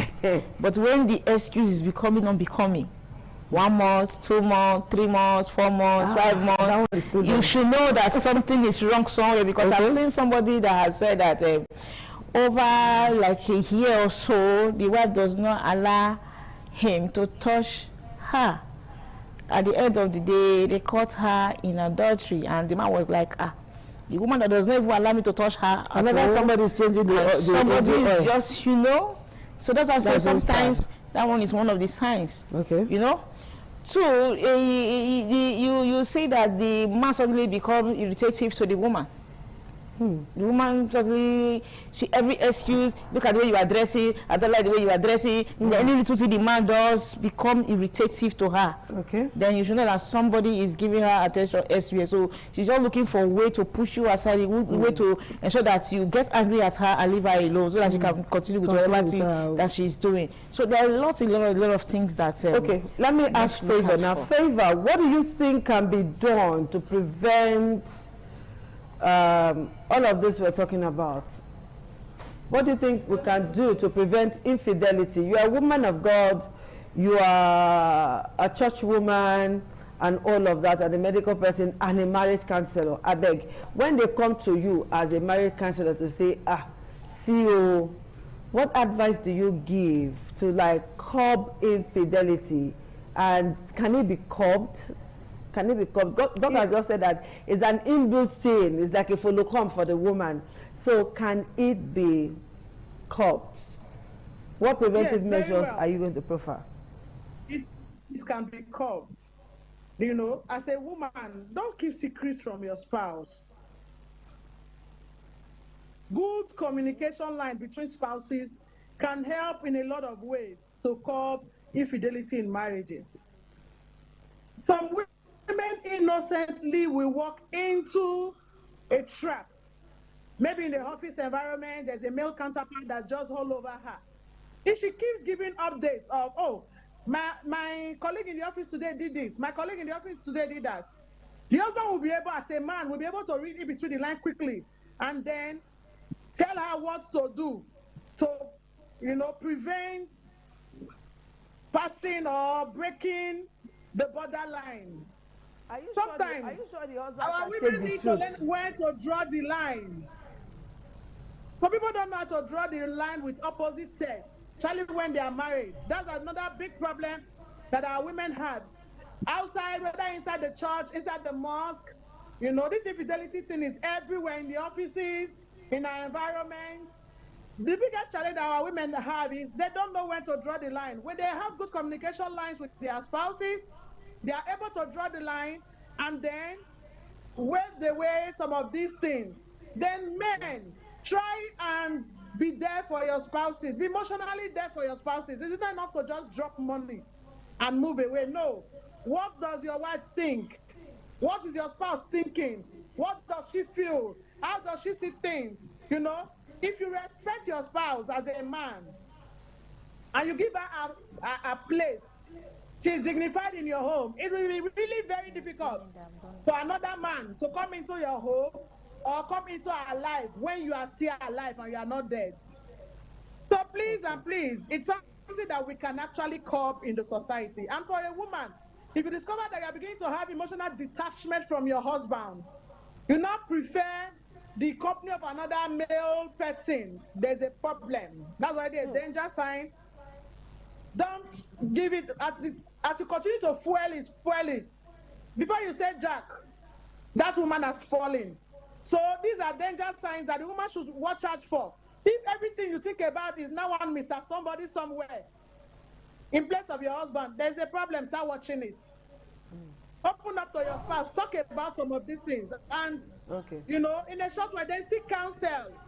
Seek counsel. If you cannot open up to your spouse, there's somebody that you can trust, you know, that you can relate with. And that will counsel you and help you out of that particular predicament. Then stay away. Stay away from anybody that, you know, triggers your emotion. All right, Favor, negatively. thank you so Stay away much. from them. Thank you, Favor. So, from what both ladies have said, woman, the ball is in your court. Husband, give your wife money. Pay your wife compliments. Validate your wife. Make your wife the center of your world and all of that. But not be so not talk. Yes. Make your wife your everything. And woman, learn to confide in your husband. When you see that man, a beautiful woman, men must hit on you. But what if he's the woman? Men must hit on you. Know how to draw the borderline. And time is not our friend. If not, we would have talked about women hitting on the men. Women looking for the men that are not looking for them. All right. But the bottom line is this: infidelity destroys a whole lot. Your children, your family, your neighbors, everybody around you. You make society so unbearable for the rest of us. So please, come on hand for waiting no good. Thank you so much, Dorcas, for finding time to be with us. Anyway, Favor, I'm super proud of you. Thank you. We'll see you guys again next week. Bye-bye. All right. Thank you, everyone.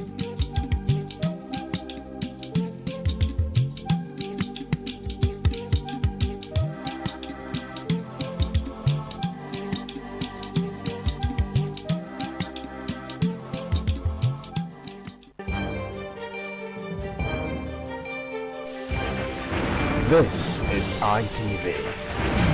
Certainly the best.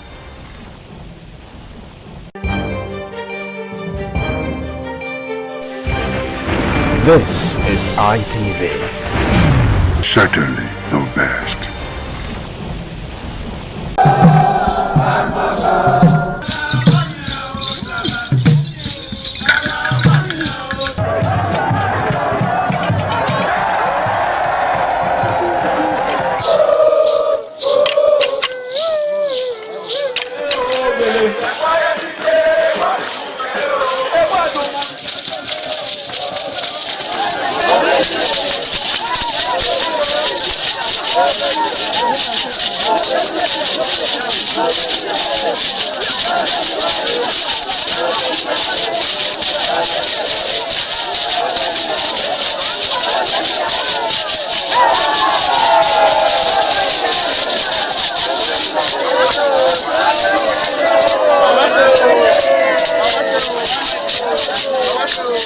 Top on the list of the initiates was the eldest son of the Esama of Benin and former governor of Edo State, Chief Lucky Nosakare Igbenedion. 11 of his siblings, namely Bright Ayamekwe Igbenedion, Honorable Charles Osenwike Igbenedion, Peter Osawari Igbenedion, Dr. Fred Osanwi Igbenedion, Barrister Mike Osarene Igbenedion, Efosa Douglas Igbenedion, Upuma Ernest Igbenedion, Osawe Igbenedion, Edosa Igbenedion, Dr. Daniel Omorige Igbenedion, Agbon Steve Igbenedion, as well as the Executive Director Operations, ITV and Radio, Chief Elder Ugbeide Nwonse.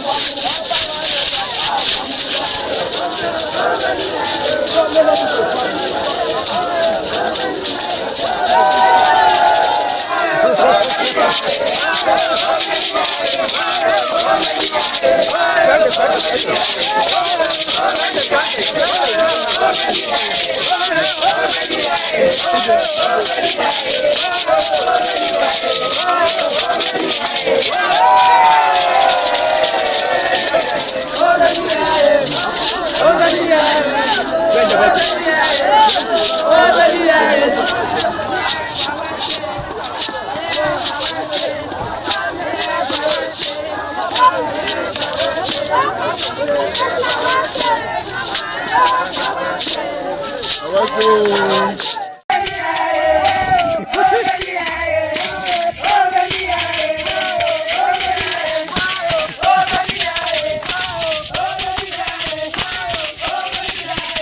was a vital aspect of Okada community's cultural heritage, which emphasized the significance of age, responsibility, and community service. Over 50 notable sons of Okada were also initiated. According to tradition and customs, those initiated, dressed in white traditional attire, were made to undergo some rituals, while the Odionwe pronounces blessings on them and assisted them to take a seat with the elders.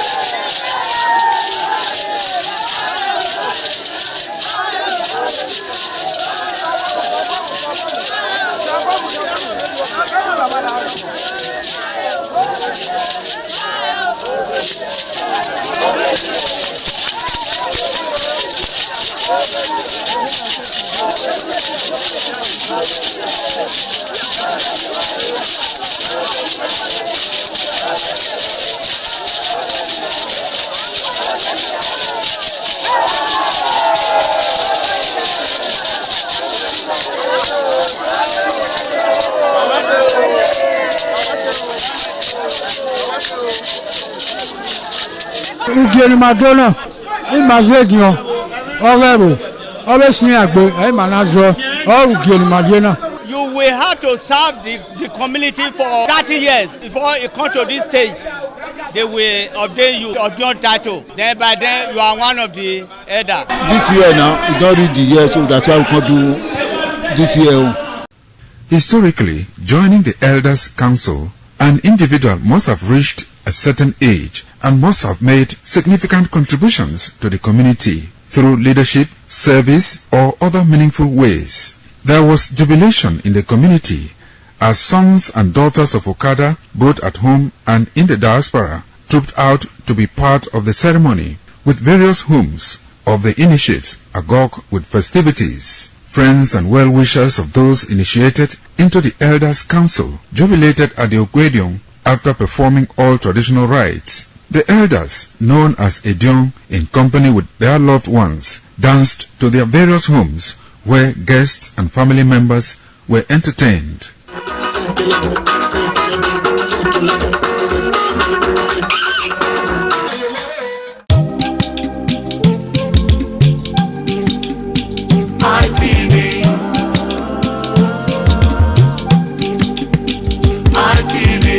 ITV, certainly the best.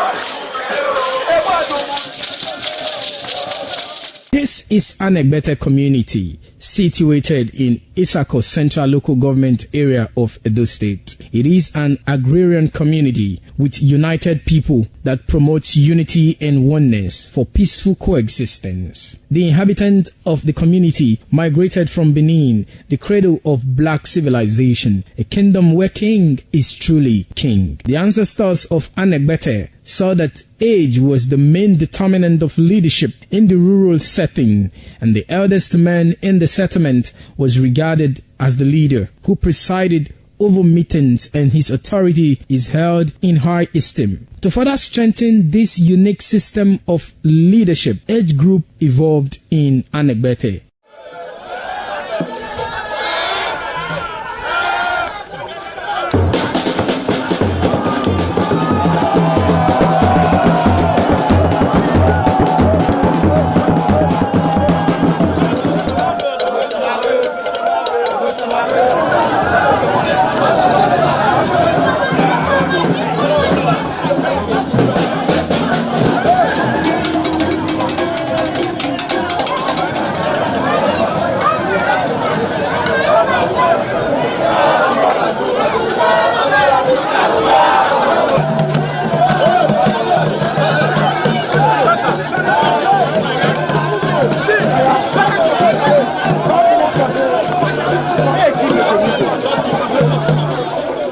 In Anegbete, age group is categorized into two, that is the common and the noble. Anegbete is rich in cultural heritage, as the community at noon saw the commitment of the festival with the first set rolled out in beauty colors to showcase their might and strength, indicating their feet and ready for the responsibilities behold on them. The streets in the community with a feed up of young men and women adorned with the festival. Later, the royal family takes the stage as their children fight out royally and work in the community to showcase their might and fitness.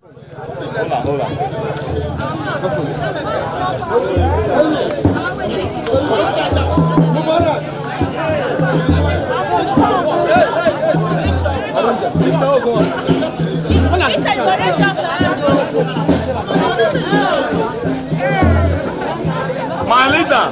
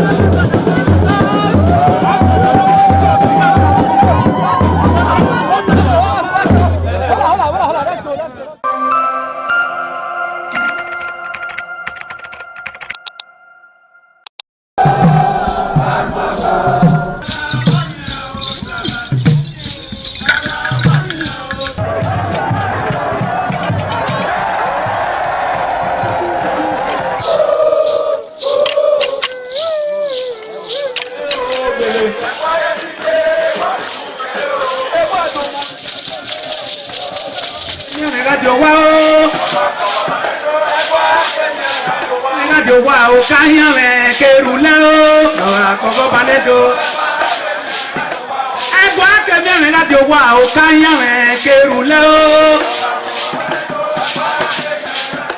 Omonomba Nedo Ukwakbalopolo, Ewai II, Oba of Benin, performing during the 2025 Ododua Festival. Ododua Festival is unique as it was organized in honor of Ioba Omoni Hwoyeme, Ioba Ewai II, as part of activities for her burial rites.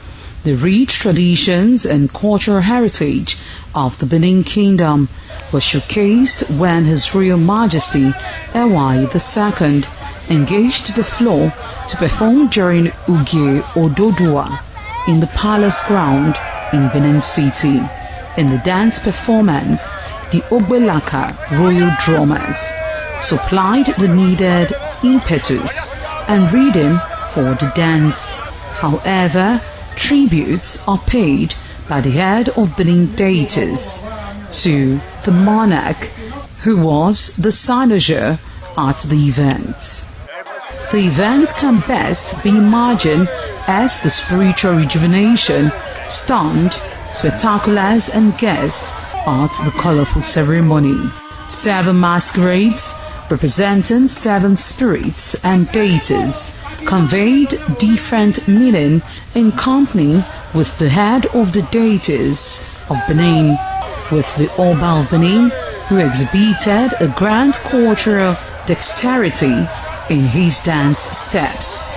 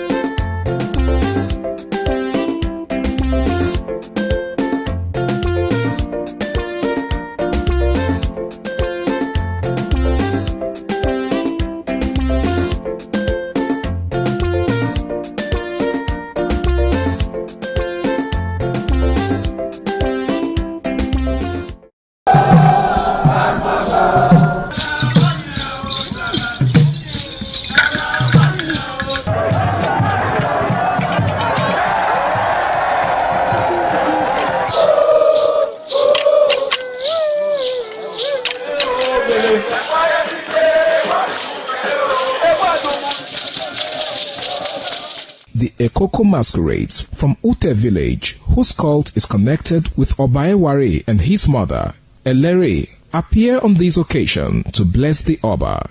Ekoko is a ritual masquerade that dances to please the guests and the Oba.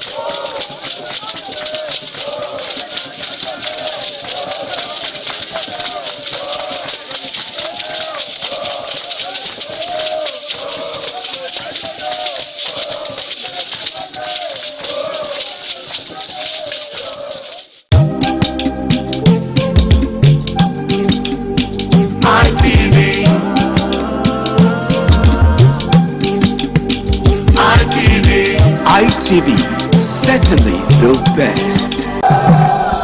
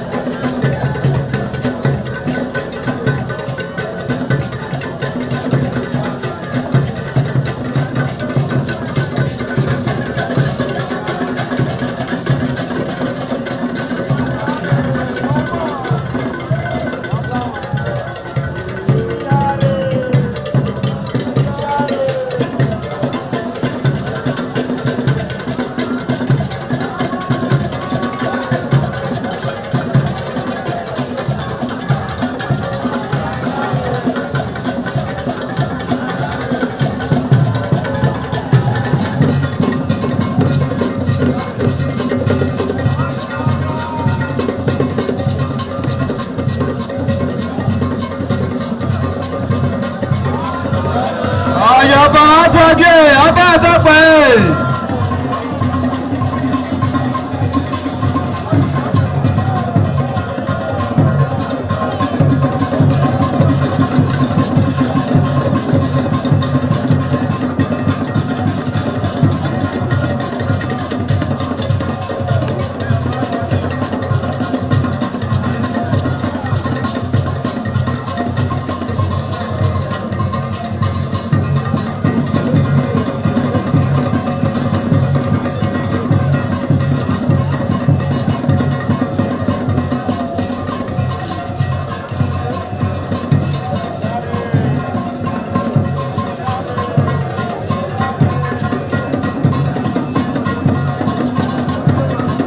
Ojúde aṣáájú ọba àtọ́pẹ́.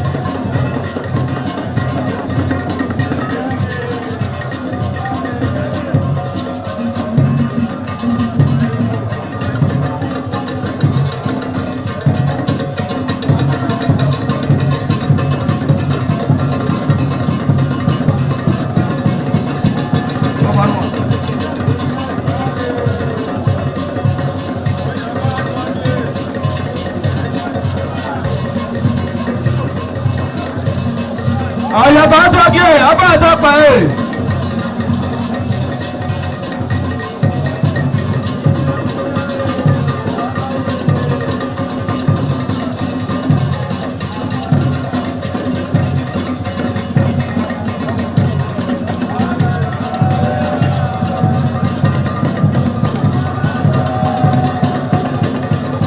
Ọ̀dàyẹ àtọ́jú ọba àtọ́pẹ́.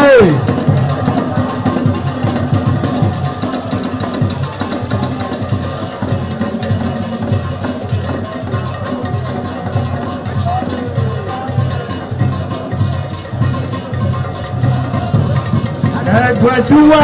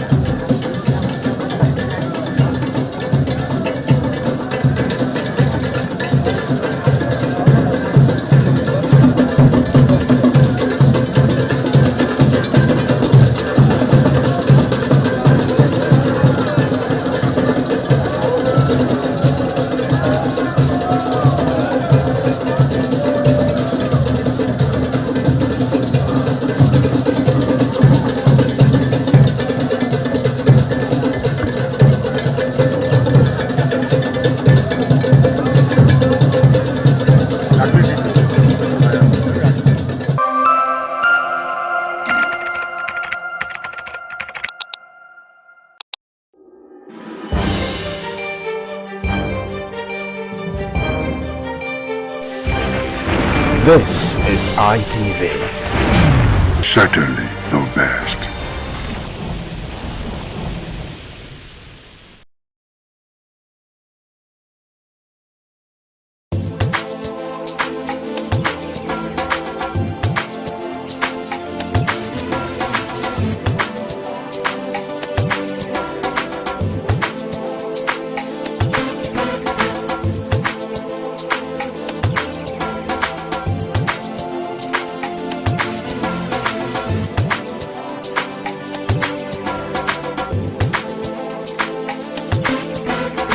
Welcome to Market Survey, your weekly guide to the pulse of trade here in Benin City. On this edition of Market Survey, we're taking a closer look to the cost of fresh tomatoes and pepper here in the market. Fresh tomatoes and pepper are among the most consumed food ingredients in Nigeria. From homes to restaurants and food vendors, they're used almost every day. However, the prices of these products often change due to different factors such as planting cost, transportation, weather conditions, and market demand. This market survey examined the journey of fresh tomatoes and pepper from planting to the final market stage, while also explaining the factors that influence their prices.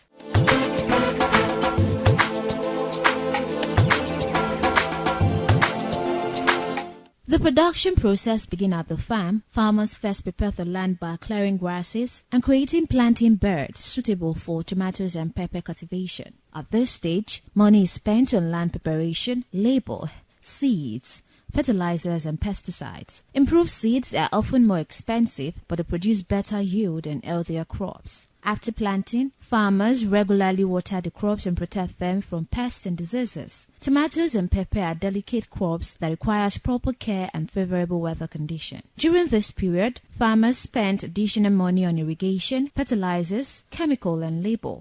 If pests, flooding and excessive heat affect the crop, production reduces, leading to lower supply and higher market prices. Tomatoes usually mature within 2 to 3 months, while pepper may take slightly longer depending on the variety. Once the crops are ripe, harvesting begins. Laborers are hired to carefully pick and sort the fresh produce. Farmers then package tomatoes and pepper into baskets, bags, or crates for transportation. Transportation plays a major role in determining market prices. Most tomatoes and pepper sold in urban markets are transported from farming regions to cities. Poor road condition, fuel prices, vehicle maintenance and transportation fees increase the overall cost. Since tomatoes are highly perishable, spoilage during transportation also affects supply and raises prices in the market. At the wholesale market, traders purchase the produce in large quantities from farmers or transporters. Prices at this stage depend on the season, availability, and demand. During the rainy season, tomatoes and pepper may become scarce because heavy rainfall damages farm and affects transportation. This usually leads to higher prices. During harvest period, supply increases, causing price to reduce. Retail sellers then buy smaller quantities from wholesalers and sell directly to consumers in local markets. Retail prices are usually higher because sellers add transportation costs, market taxes, shop rent, and profit margins. In some cases, prices may change daily depending on demand and product freshness.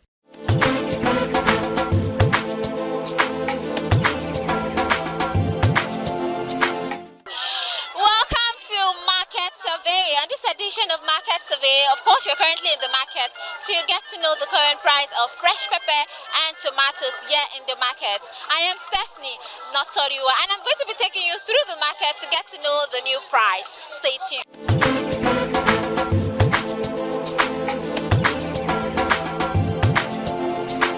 One way too fine with the band 50, 40, 35. Now 120, 150. 80, the smallest basket, 80,000. Now we take the buy pepper now. They take the bring am. People where they sell pepper, where they bring am come for a village. If they carry am come, also go carry am. They'll go rebag am for inside their shade. Come they sell am for us. You know they let us decide again. 1 naira we not they see for pepper again. Benin people where will see carry am come, they'll see carry am for their hand. Say now then I be the people where they sell am for them. Until you hear me, they'll go carry am, they'll carry the pepper, they'll go hide them, they'll go rebag am for inside small bag. They'll come, they sell am 50,000, 40,000, 45,000. You know they let us. Now that kind of market, now we want to live, we not feel live. You don't see my attention, na pepper not there. Tomatoes, it's too dear. Everything too dear. Garina don't go up. Rice go up. These tomatoes now with the seller, with the buy at 30,000 before. Now 120,000. With the best small kodo 26,000, 27,000. That's it's small. When I let 2 rubber, I did the see for that one. Actually, hear me. Now I let answer with the buy before they don't change them. So this one where you shade for you. So how much they shade? Yes, I tell buy now. I've said this one 2,000. This one 1,000. You know, see. If they price this one 1,500 now, if you give them, because the money we are taking by too big. That means 500 and tomatoes not there. If you want share 500, and this small one now take the share for 500. Good morning. How the market? We thank God. Mama, how tomatoes be for market? It don't come down. For we never come down. They buy 90, 100, 120, 70. What they buy pepper? Pepper now that one just worse pass, over worse. How much are they carrying for basket? Pepper bag. Okay, bag. Yeah. I know they carry bag nice more they buy. Then they buy 100, 120, some 80 for small bag. So this rubber way there now, how much do they shade them? Rubber tomatoes. Yes. Rubber they say 7,000, they say 6,000. You know they shade 500 around.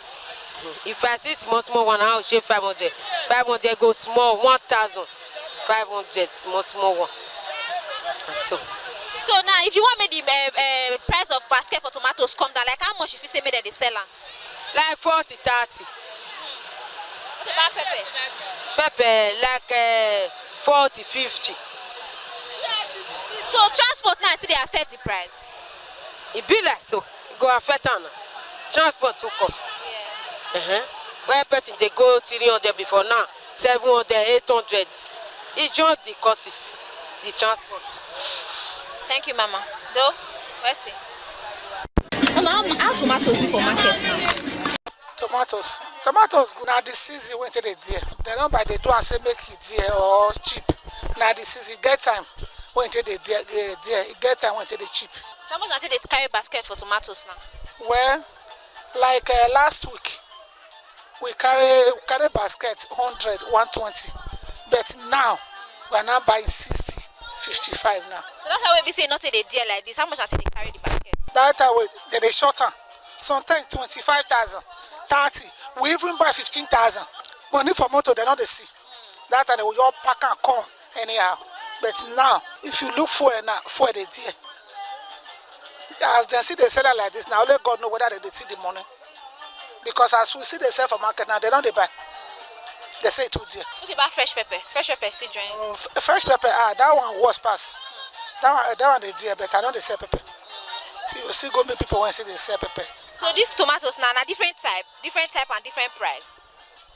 No, now Zaria. They come from Zaria, Gadawa, Jos. Okay. So Jos now they use a small basket till they bring them. That one they find where they dear. All this one they see so na Zaria. So that's how it be. Thank you, Mama. But the dear when tomato dear, not be anything cost. Okay. Tomato get your season. Okay. It no be like for when no get season. It no be like rice. It no be like other thing. Tomatoes, pepper get their own season. Now the season to dear, now it dear so. Time they come before 93 mustache, you go cheap, reach down. You go come be another normal level. The price go cut down, go low. But not be like other thing when you go there, to cut that could become problem. Transport go up. People don't for cut that transport no cut down. You go they go up, they go. Tomatoes no be like that. Tomatoes now your season there, so now time to dear now it there. Because now time to plant. Now we there, so that they plant. This why you they see so it time they call go break. You no go see them again. After 2 months time, another new set it go come out. When that new set come out, the price go down. And so be tomatoes, you should both pepper.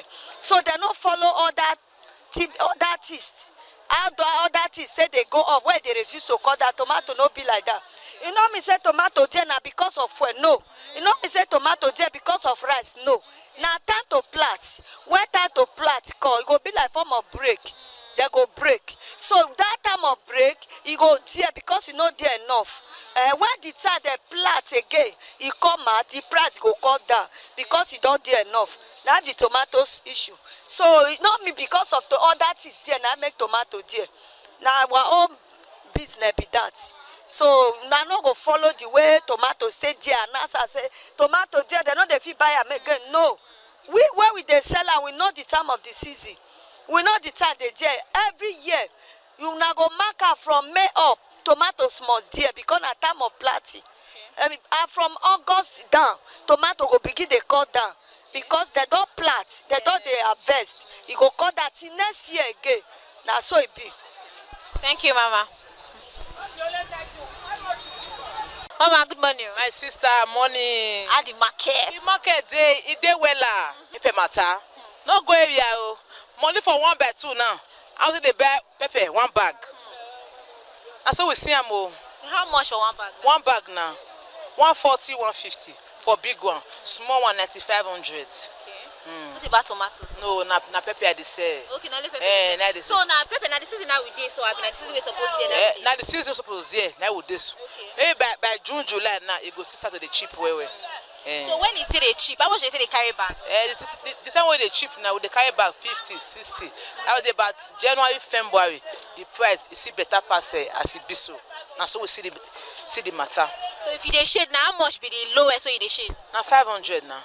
500, not the lowest why the shade. So this one we mentioned for rubber, so like how much did they sell now? This one at 12,000 last for that one. This one we did it so? That's what it be now.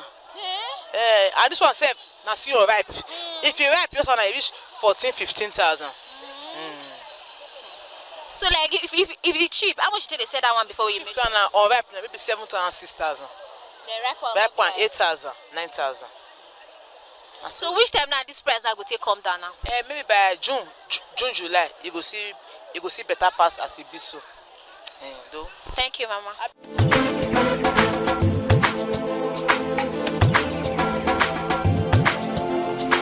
In conclusion, the price of fresh tomatoes and pepper is influenced by several stages, beginning from planting and ending at the market. Cost of farming materials, labor, transportation, weather conditions, spoilage, and market demand all contribute to the final selling price. Understanding these factors help consumers and traders to better understand why prices change frequently in the market. The market survey carried out on fresh tomatoes and peppers shows that the price of tomatoes is currently on the high side because it is not fully in its season. During the survey, many traders explained that the supply of fresh tomatoes coming into the market is lower than usual, which has caused prices to increase. Since tomatoes are highly seasonal crops, their availability changes at different times of the year. At the moment, farmers are producing fewer tomatoes because weather conditions are not favorable for large-scale production. Excessive rainfall, heat, pests, and plant diseases have affected many farms, reducing the quantity harvested. As a result, fewer baskets and crates of tomatoes are supplied to the market daily. When supply becomes low and demand remains high, the market price automatically increases. The survey also revealed that transportation costs are contributing to high price of tomatoes. Most tomatoes sold in urban markets are transported from northern farming regions to cities and local market. Due to the high fuel prices, bad roads, and vehicle maintenance costs, transporters charge more to move the produce. Traders then add these extra costs to the final selling price.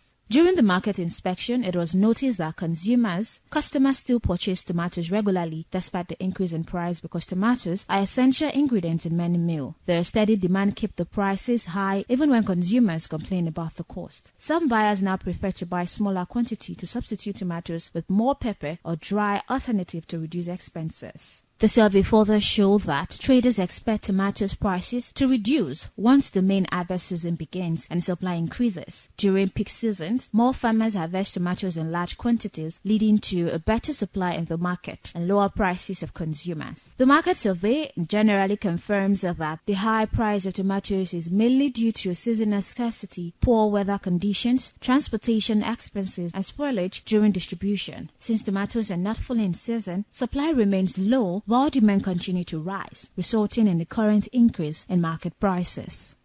With that, we've come to the end of today's edition on Market Survey, and we've got to understand that the current price of fresh pepper and tomatoes here in the market is a bit on the high side because it is not in its season. And we also get to understand that most of the prices are being influenced by the hike in transportation and the hike in fuel prices. With that, we've come to the end of Market Survey. I am Stephanie Notoriua, thanking you so much for staying tuned.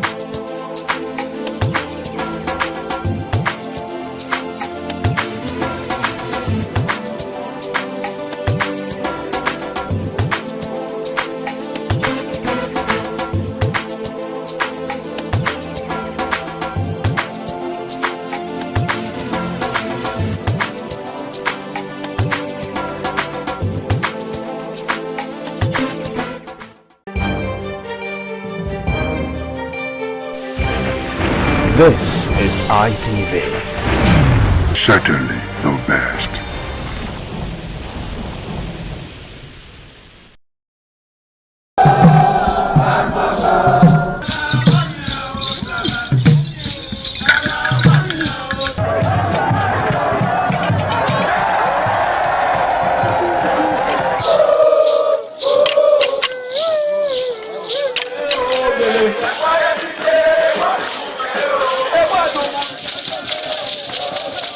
This is Aqua Game, a popular game in Africa played by our ancestors to entertain themselves after each day of farming.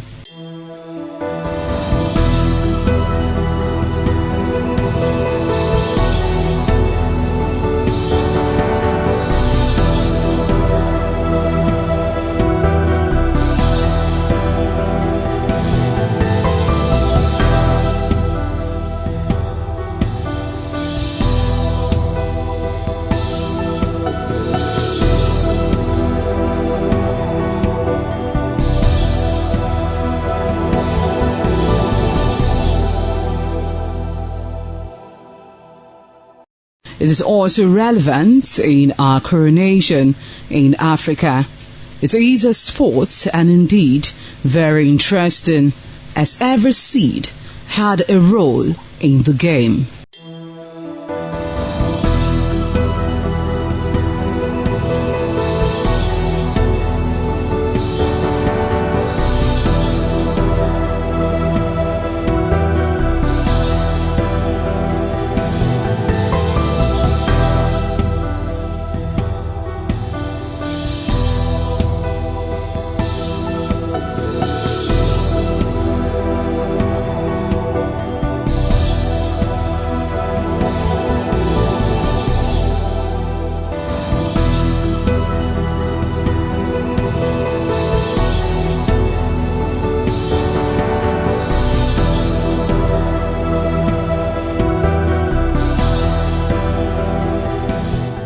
Playtime is 45 minutes per set.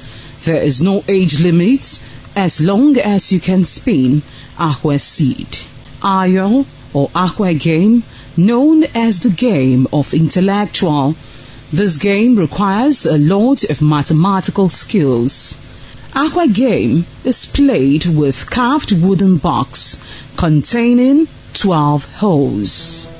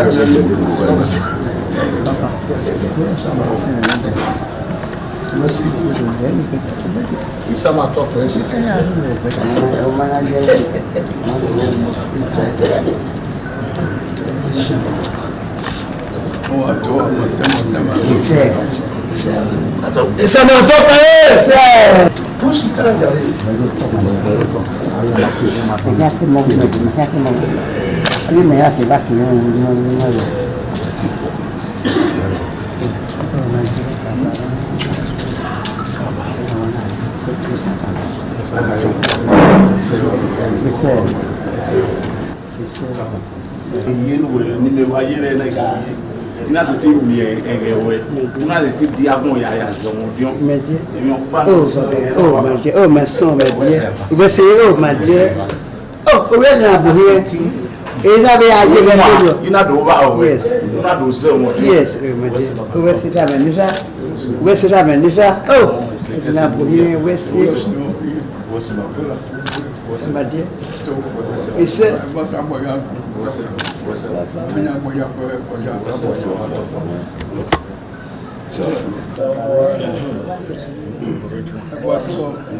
comment c'est papa que voici quoi voici ça m'a toqué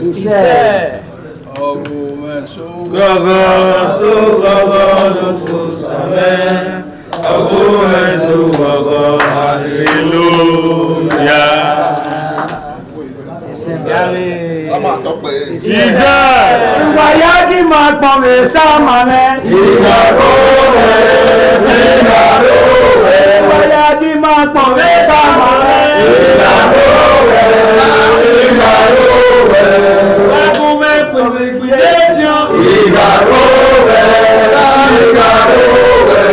Wakume pome samane. Igaro. The Esama of Benin Kingdom thanked the new Edion for visiting him and advised them to always abide by the rules and regulations of their new positions. The Esama urged them to indulge in what will continue to bring development and progress to the community. When I say it's your job, I wait to us and I know what I will. Yes, Papa. Caliban was in a cocono, that we said. Who paid you? Who paid you? Baba. Eko mwana sewa. Ewa ya lote nete dirwe ya sewa maboma. Awe uwe dine.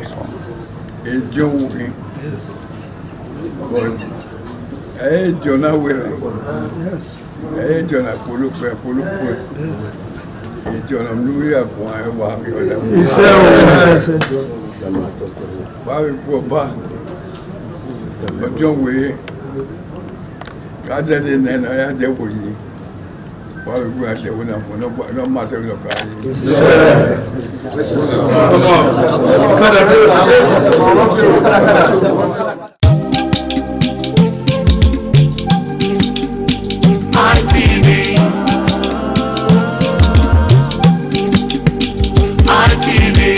ITV, certainly the best.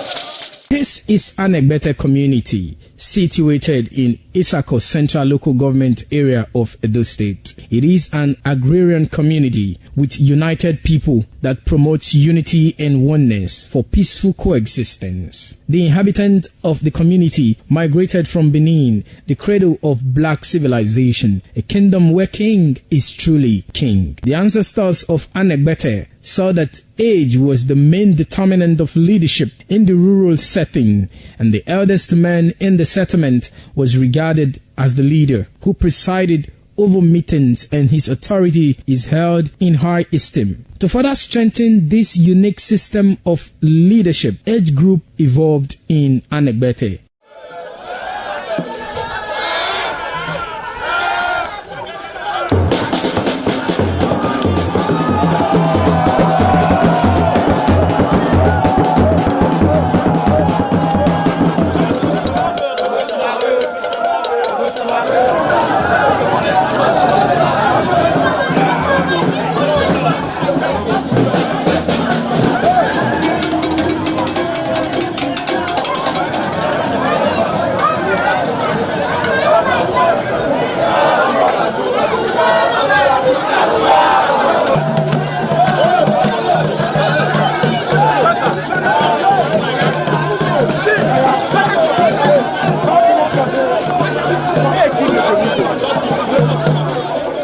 In Anegbete, age group is categorized into two, that is the common and the noble. Anegbete is rich in cultural heritage, as the community at noon saw the commitment of the festival with the first set rolled out in beauty colors to showcase their might and strength, indicating their feet and ready for the responsibilities behold on them. The streets in the community with a feed up of young men and women adorned with the festival. Later, the royal family takes the stage as their children fight out royally and work in the community to showcase their might and fitness.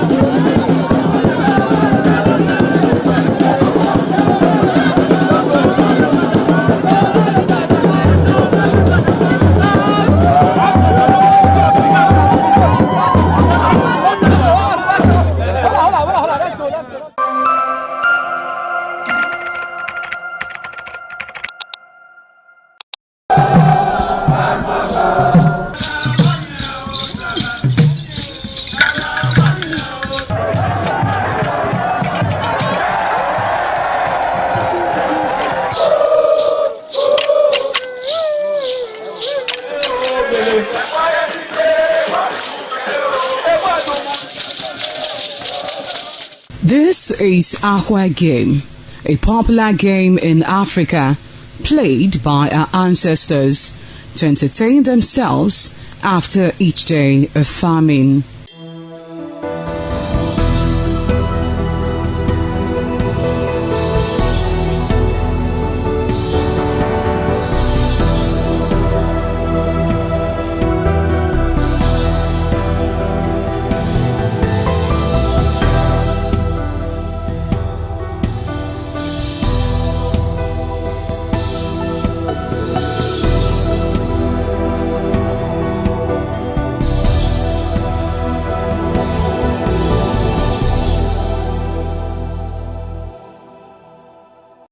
It is also relevant in our coronation in Africa.